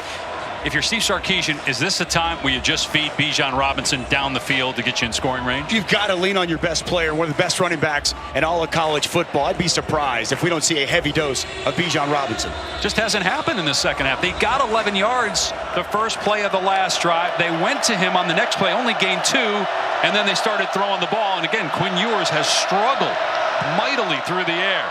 Looks like maybe a broken play. Either that or defined play action, whatever it works. And it's Billingsley downfield with his first catch of the season. He was suspended the first 6 games of the year. It's a gain of 20. Boy, deep over route there for Jalil Billingsley. Excellent hands going up and getting this, and a perfectly placed football from Quinn Ewers. Shrugging off the earlier deficiencies and fired a strike there on first down. Sarkis saying, well, they're going to expect us to give it to Bijan Robinson, so let's play action. And it even looked like it was a little bit of a broken play. Now they give it to Robinson, and he's got the first down into Oklahoma State territory in 2 plays. They're at the 45-yard line. It's a 13-yard run. Just the patience, and just kind of picks and finds his way. Allows this hole to open up. Watch him just boop, boop. He just hops around, then the burst and explosion once he finds the hole. Nice piece of running there for another first down. Leads the Big 12 in rushing. 5th in the country in rushing touchdowns with 11, 6 straight 100-yard games. Junior from Tucson, Arizona. 1st and 10 at the Oklahoma State 45. Inside 7 minutes to go. Robinson again between the tackles downhill inside the 40. And 9 yards for Robinson down to the 36. They got their big personnel in again. 92 is wearing that number, but he's typically 69. He's an offensive tackle. It's Andre Carrick, and he ran right behind him. Another nice jump cut and vision for a quality pickup on first down. Robinson to the sideline. Roshan Johnson gets the call here. Nice move, picking up the first down. He's a vet, almost 2,000 career rushing yards. 20 career touchdowns on the ground, including today. Next snap will come around the 6-minute mark as they are now at the 31-yard line of Oklahoma State. Kyle Flood told us we're a running football team. Big personnel there for a couple of snaps, and what quality runs there, moving the ball. A young offensive line really growing up, too, versus a very active defensive front that's had the best of them for most of this half. They start 2 true freshmen up front. Back to Bijan Robinson. Stumbles to the 28. So a gain of 3, but they're taking time off the clock. Inside 6 minutes to go. Texas trying to get to 6-2, 4-1 in league action. Right now TCU and Kansas State atop the Big 12 standings, both at 3-0, but they play one another tonight. Oklahoma State, record of 5-1, 2-1 in league play with a lone loss last week in double overtime at TCU. Taking the clock down inside 5:20 for this next snap. Ewers to the air and toward the sideline, incomplete. Keelan Robinson, don't know if he stumbled out of his break, but again, not on the same page with the quarterback. What's a long throw for Quinn Ewers, far hash outside the numbers, and you referenced that Keelan Robinson, typically a running back, lined up out there. He turned inside, pass went outside, and it nets an incompletion. 3rd down and 7. It would be about a 46-yard field goal try from here if they can't move the ball. Will Oklahoma State bring pressure here on Ewers? They don't. They rush 4. Ewers with time. Deep ball got a man in the end zone. Incomplete. Worthy seemed to stumble, and another overthrow by Ewers, and it's 4th down. Wow, Xavier Worthy, you see the speed. He had a step.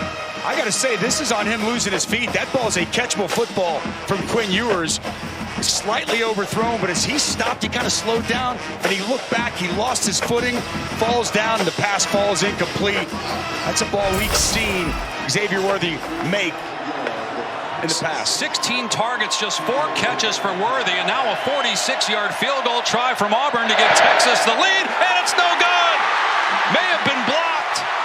Either that or a dead hook. We're still tied with 5 minutes to go.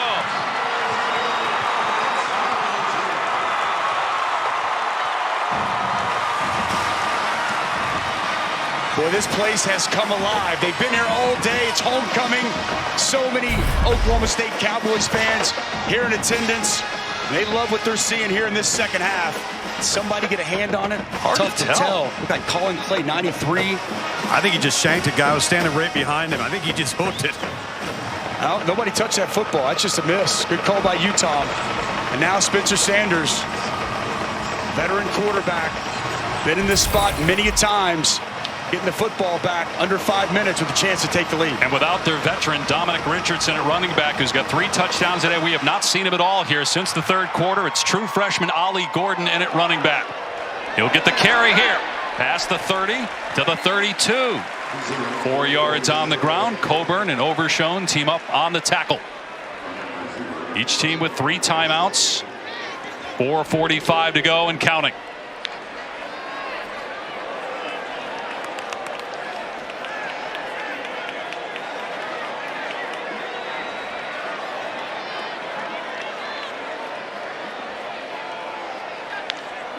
Sanders will throw.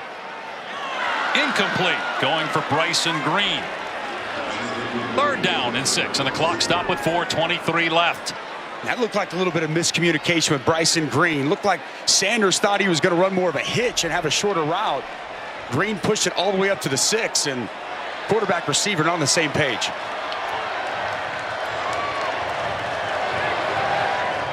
They're going fast, aren't they? Up to the line of scrimmage, checking it out. And clock not running because of the incompletion. 3rd down and 6 for Oklahoma State. Texas rushes 4 over the middle. Sanders in traffic. It's caught for a 1st down by John Paul Richardson. There were actually 2 receivers in the area. Now there's a Texas player down. Pressure in his face, it didn't matter. Ojomo's barreling down on Sanders, stands firm, and he hits John Paul Richardson over the middle with a big flex afterward. Huge conversion, another tight window throw for Spencer Sanders. And it looks like it's Gilbo Friendly fire there, colliding at the end with Overshone. But you touched on this during one of the breaks about Spencer Sanders. This is a guy that 4-year starting quarterback, first team all Big 12, battling through injury the last couple weeks, didn't practice at all going into the TCU game and almost led them to a victory. Did practice this week, looks healthier, but he's been hit a lot in this game. But he bounces back and continues to make plays for this offense. He's bounced back throughout his career. I mean, this is a guy that, you know, he had a lot of issues turning the football over. And then latter half of last season, really from the Texas game on, started playing great football. Had some turnovers in the Big 12 championship. Bounced back in the Fiesta Bowl. Was fantastic against Notre Dame. And he has been one of the best quarterbacks in this league throughout the course of this season. And boy, he is stepping up in a big moment here this afternoon. Just to remind everybody what's at stake here. TCU, Kansas State play tonight. Both 3-0. Loser of this game will be at 2 defeats in conference play. It's interesting. We showed this at the start of the game. And look, we got a long way to go. But if Texas somehow wins out based on projections, they still have like a 40% chance to make the college football playoff with 2 losses, because one of those was by a point to Alabama. I know Longhorn fans aren't thinking about that right now. They're worried about the last 4-17. But it tells you that based on percentages, Texas is still very much not only in the Big 12 championship race, but in the college football playoff race, although no 2-loss team has ever made the college football playoff. But got to take care of business here on the road and get a win for that to even be a reality. Oklahoma State's in that conversation too. One loss. They got one loss. You know, a double overtime loss on the road. And by the way, I don't know if you noticed, when Brendan Presley caught that last touchdown, he kind of grabbed his hamstring. He has not been back in the ball game. So yet another injury for this Cowboys football team trying to overcome. He's the 3rd receiver that's been hurt since the TCU game. Braden Johnson didn't suit up today. Neither did Jaden Bray. He's back in at the slot right now at the bottom of your screen. Good. Great to see him back in the game. First time we've seen him. Back to pass goes Sanders, and going to dump it off to the back. Missing Texas defenders. And it's Ollie Gordon for a first down into Texas territory for 15 yards to the 45. He's a very talented true freshman, and you saw why with that great individual effort. Great opportunity he's been afforded here today. And man, is he making the most of it, making guys miss out on the perimeter. From the 45 of Texas, going to be Gordon getting the carry. And he's down to the 41 for about 4 yards, brought down by Overshone. Keep in mind here as we get closer to the 3-minute mark, Tanner Brown, their kicker, made a 52-yarder last week. In overtime at TCU, he's got only 1 miss on the season. That was today. Sanders has a completion and a first down and a broken tackle by Bryson Green, and he's going to go to the end zone. Touchdown! Oklahoma State takes the lead.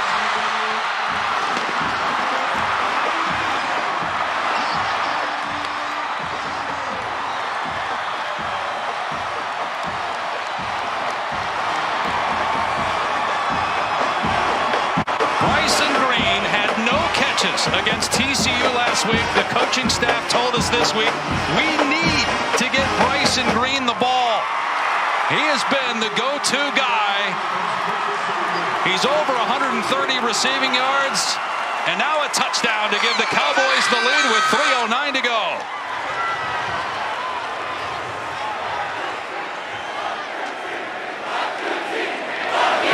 Tanner Brown puts it through. 41-34. Oklahoma State has come back from 17 down to take a 7-point lead, the reverse of what happened last week to OSU. Big time play here by Bryson Green. You mentioned it. They needed him to step up, and that's what he's done. Just a simple slant route, and you see the strength fighting through the tackle of Deshaun Jamison.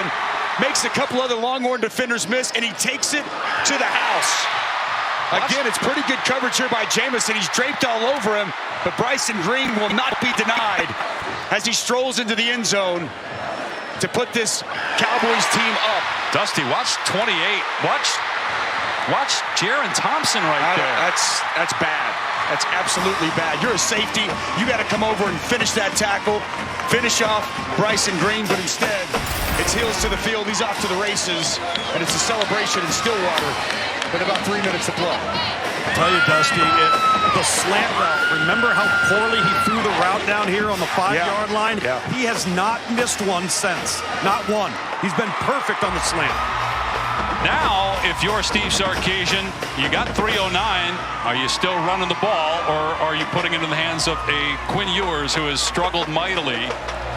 7 touchdown passes the last 2 games since coming back from missing 3 games due to injury. But today, it's been a rough go for the most part for Ewers. The answer is both, right? I mean, you got time, you've got timeouts. You can run your offense at its best. And Steve Sarkisian said last week, winning that game against Iowa State, he felt that that was a sign that this team had grown up. We'll see if that holds true here in Stillwater. Backs against the wall and facing a 7-point deficit here late.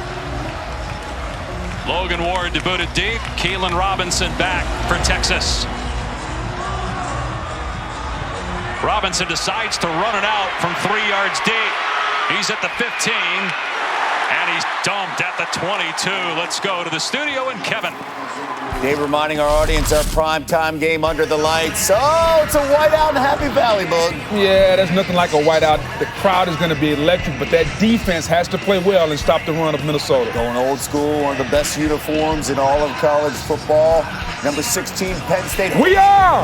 Minnesota, Penn State. Back to you, Dave. Guys, Quinn Ewers, 14 of 37, 244 yards. He does have the 2 touchdowns, but also has an interception. At halftime, Ewers had thrown for 190, so just 54 second half passing yards. From the 21, Ewers with a short throw across the middle and a first down out to the 34-yard line for Jatavion Sanders, the tight end. Soft zone coverage there from Oklahoma State. Those backers set way deep, and you saw Billingsley slide underneath. Second reception for him in the last 2 drives. Good start to this possession. 3 timeouts for Texas, 2:48 and counting. Bijan Robinson hit in the backfield, and down he goes. Gets knocked to the ground by Mason Cobb for a loss of 3. Boy, Mason Cobb comes downhill right now. Big tackle for loss. Nowhere for Bijan Robinson to go. Talking with his staff, he was like a sponge sitting behind Malcolm Rodriguez, soaking up everything he possibly could from the All-American linebacker. He's been a key piece of this defense all year, and a big stop on first down. Ewers steps up, has room to run past the 40-yard line. Ewers into Oklahoma State territory, all the way to the 34-yard line. But a flag is down in the backfield. Holding, offense number 70, 10-yard penalty, second down. Christian Jones, the right tackle, was holding Trace Ford, and that negates what would have been about a 60-yard run. Huge pickup there for Quinn Ewers, but Trace Ford, he's been a problem all second half. Christian Jones has been struggling. You see there go bull to rip. Flag comes out on the hold. Trace Ford continues to make his presence felt. I didn't realize Quinn Ewers could run like that. That was a nice pickup with his legs, but man, penalty has been a problem. 2nd and 22. Ewers was getting hit, so he just had to throw it away. Colin Clay with pressure, and now it's 3rd down and 22. Obviously in 4-down territory with 1:54 to go. When we've talked about it, true freshman offensive lineman, that was on Cole Hudson, 93 Colin Clay with an excellent arm over inside move. There was pressure in the face of Quinn Ewers immediately. This is 3rd and very, very long. I sit back, I think you drop 8 here. Trust Trace Ford, Colin Oliver, Tyler Lacey. Those 3, they can still get home with pressure. And Oklahoma State's going to call a timeout here.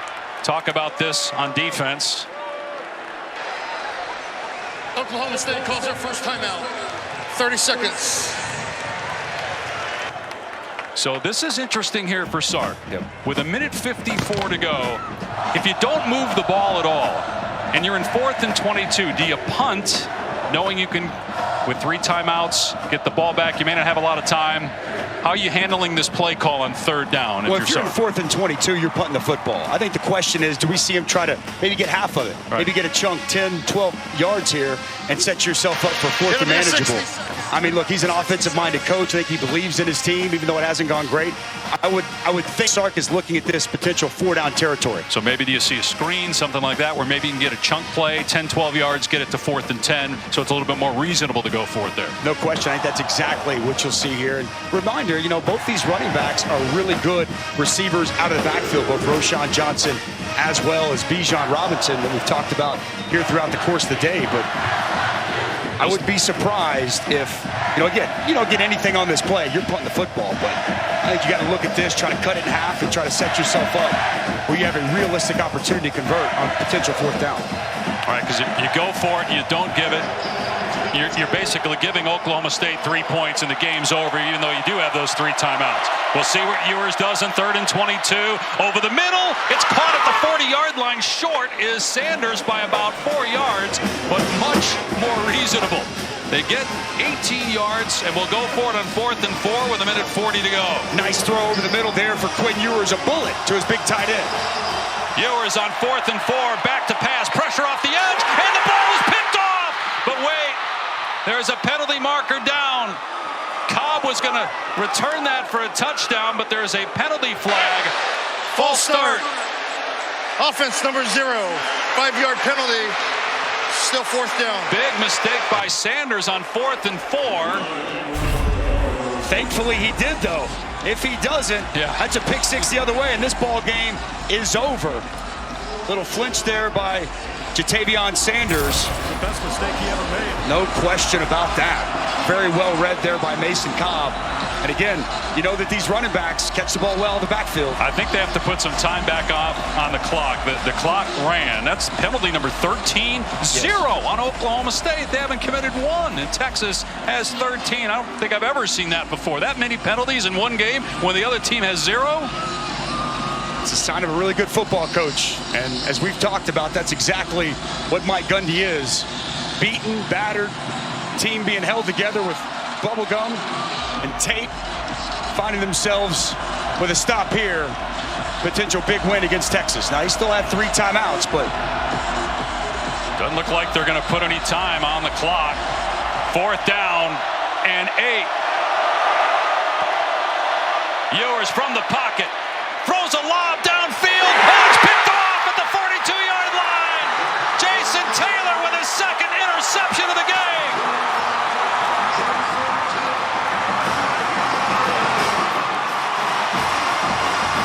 It'll be Oklahoma State ball. Texas still has a shot to get the ball one more time. 3 timeouts remaining for the Longhorns.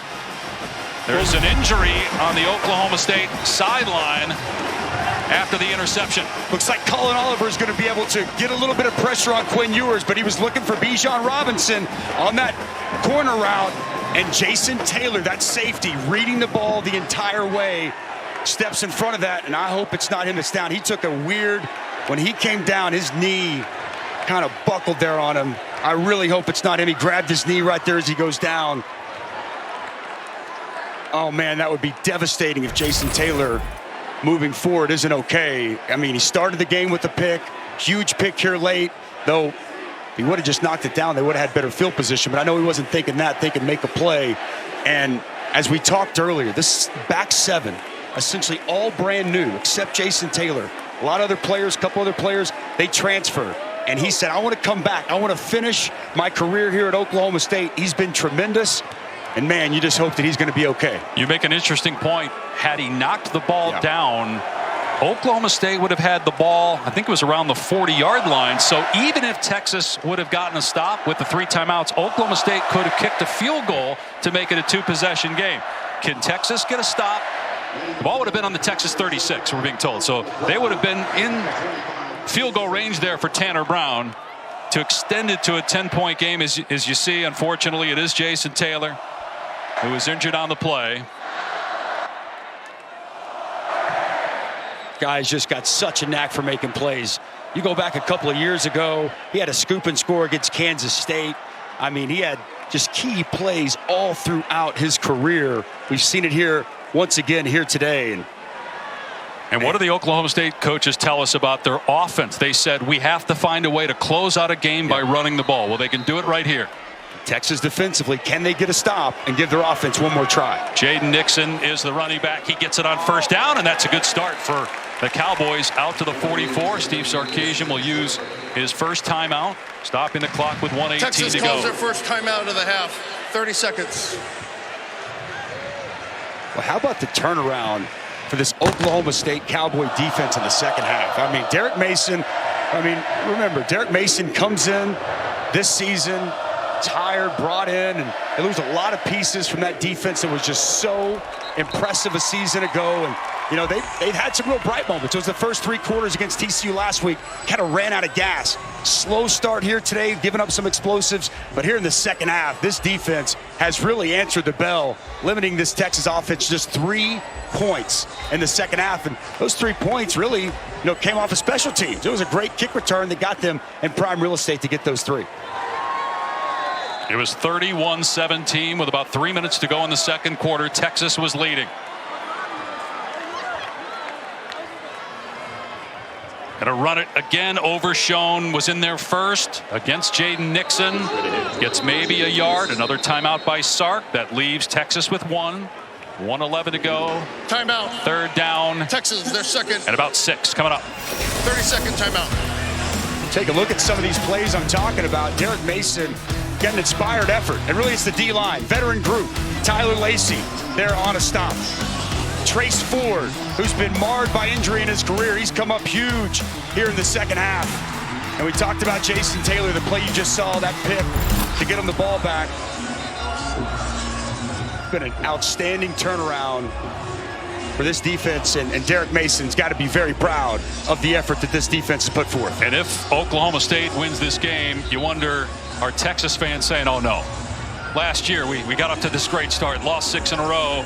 It does feel different the way Texas has played so far. They look like a much better team than a year ago, but this would be a tough one to swallow when you have a 14-point lead on the road and you can't close it out.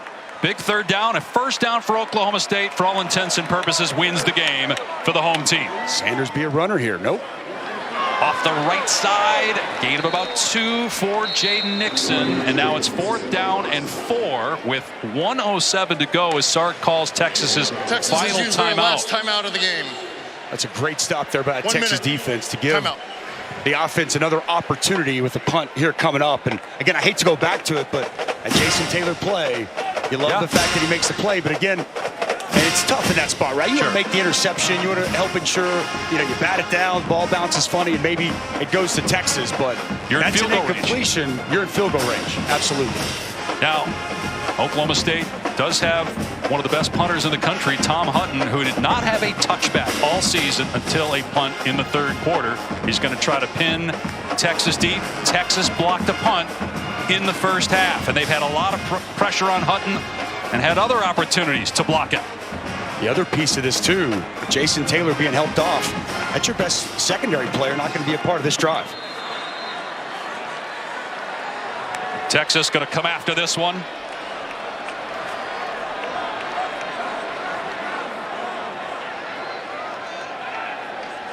Snap to Hutton, and he gets it away.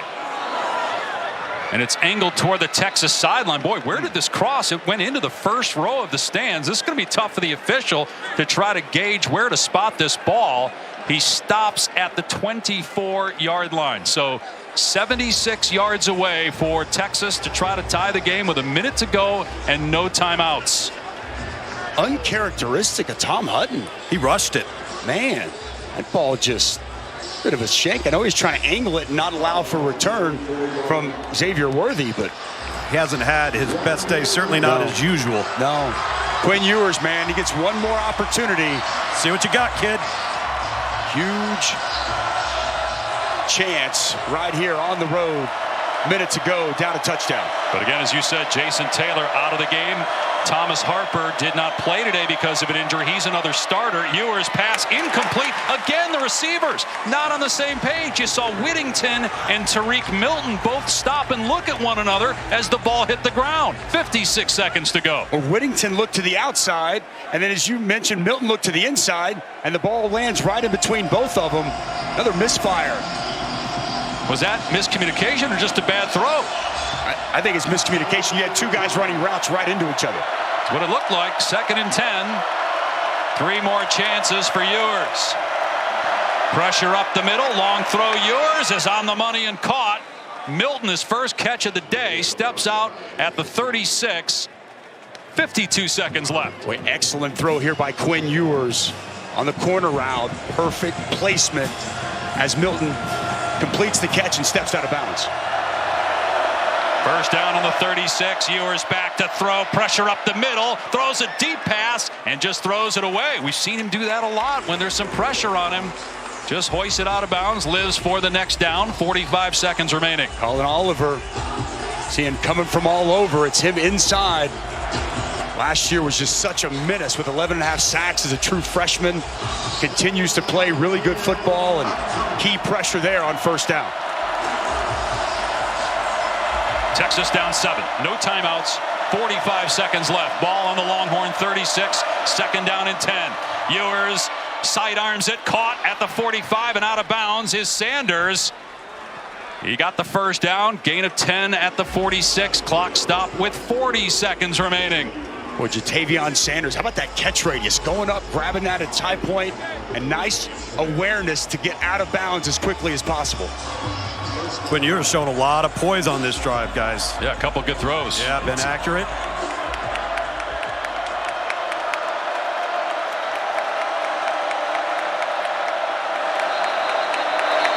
Another one for Texas, man. False start. That will be penalty number 14 for Texas, 0 for Oklahoma State. I don't remember seeing it that staggering in one direction and not the other. That's never. False start. Offense, number 76. 5-yard penalty. First down. Hayden Connor, the left guard. I mean, 14-0 in terms of penalties. Shocking stat. So it's 1st and 15. If you're Texas, at least it happened pre-snap where you don't waste time. You're still at 40 seconds. Ewers to the air, taking a shot, single coverage downfield and thrown out of bounds. Going for Xavier Worthy, but again it landed out of play. Corey Black in coverage. That play took 7 seconds. 33 seconds left. And yet another overthrow for Quinn Ewers and targeting Xavier Worthy, which has got to be closing on 20 times here throughout the day. Good coverage down the field by Corey Black, and even with the speed of Worthy, couldn't catch up to that pass. 17 targets, 4 catches for Worthy. That's it for their best receiver. On 2nd and long, Ewers from the pocket, got a receiver, but it's incomplete. Whittington couldn't hang on. Jabbar Muhammad was there defensively. Now it's 3rd and 15 with 27 seconds left and no timeouts for Texas. Too tall, couldn't bring it in, and if he would have caught that ball and gotten tackled, that clock would have run. They've got to be able to complete something either for a first down or getting out of bounds. No timeouts left, and that clock is rolling. And not get tackled in bounds here, short of a first down if you're Texas. And all this kind of takes Bijan Robinson out of the game, really. Here's a throw, back shoulder caught inside the 40. What a strike to Sanders from Ewers. The clock will stop to reset the chains with 22 seconds left. Texas has got to get up there, either spike it or run a play, but they got to go fast. Now the clock starts again. Ewers back to throw. Over the middle again, and it's incomplete, and it's picked off in the redirection. Daniels with the interception off the hands of Sanders. Into the awaiting arms for Daniels to seal the deal for Oklahoma State.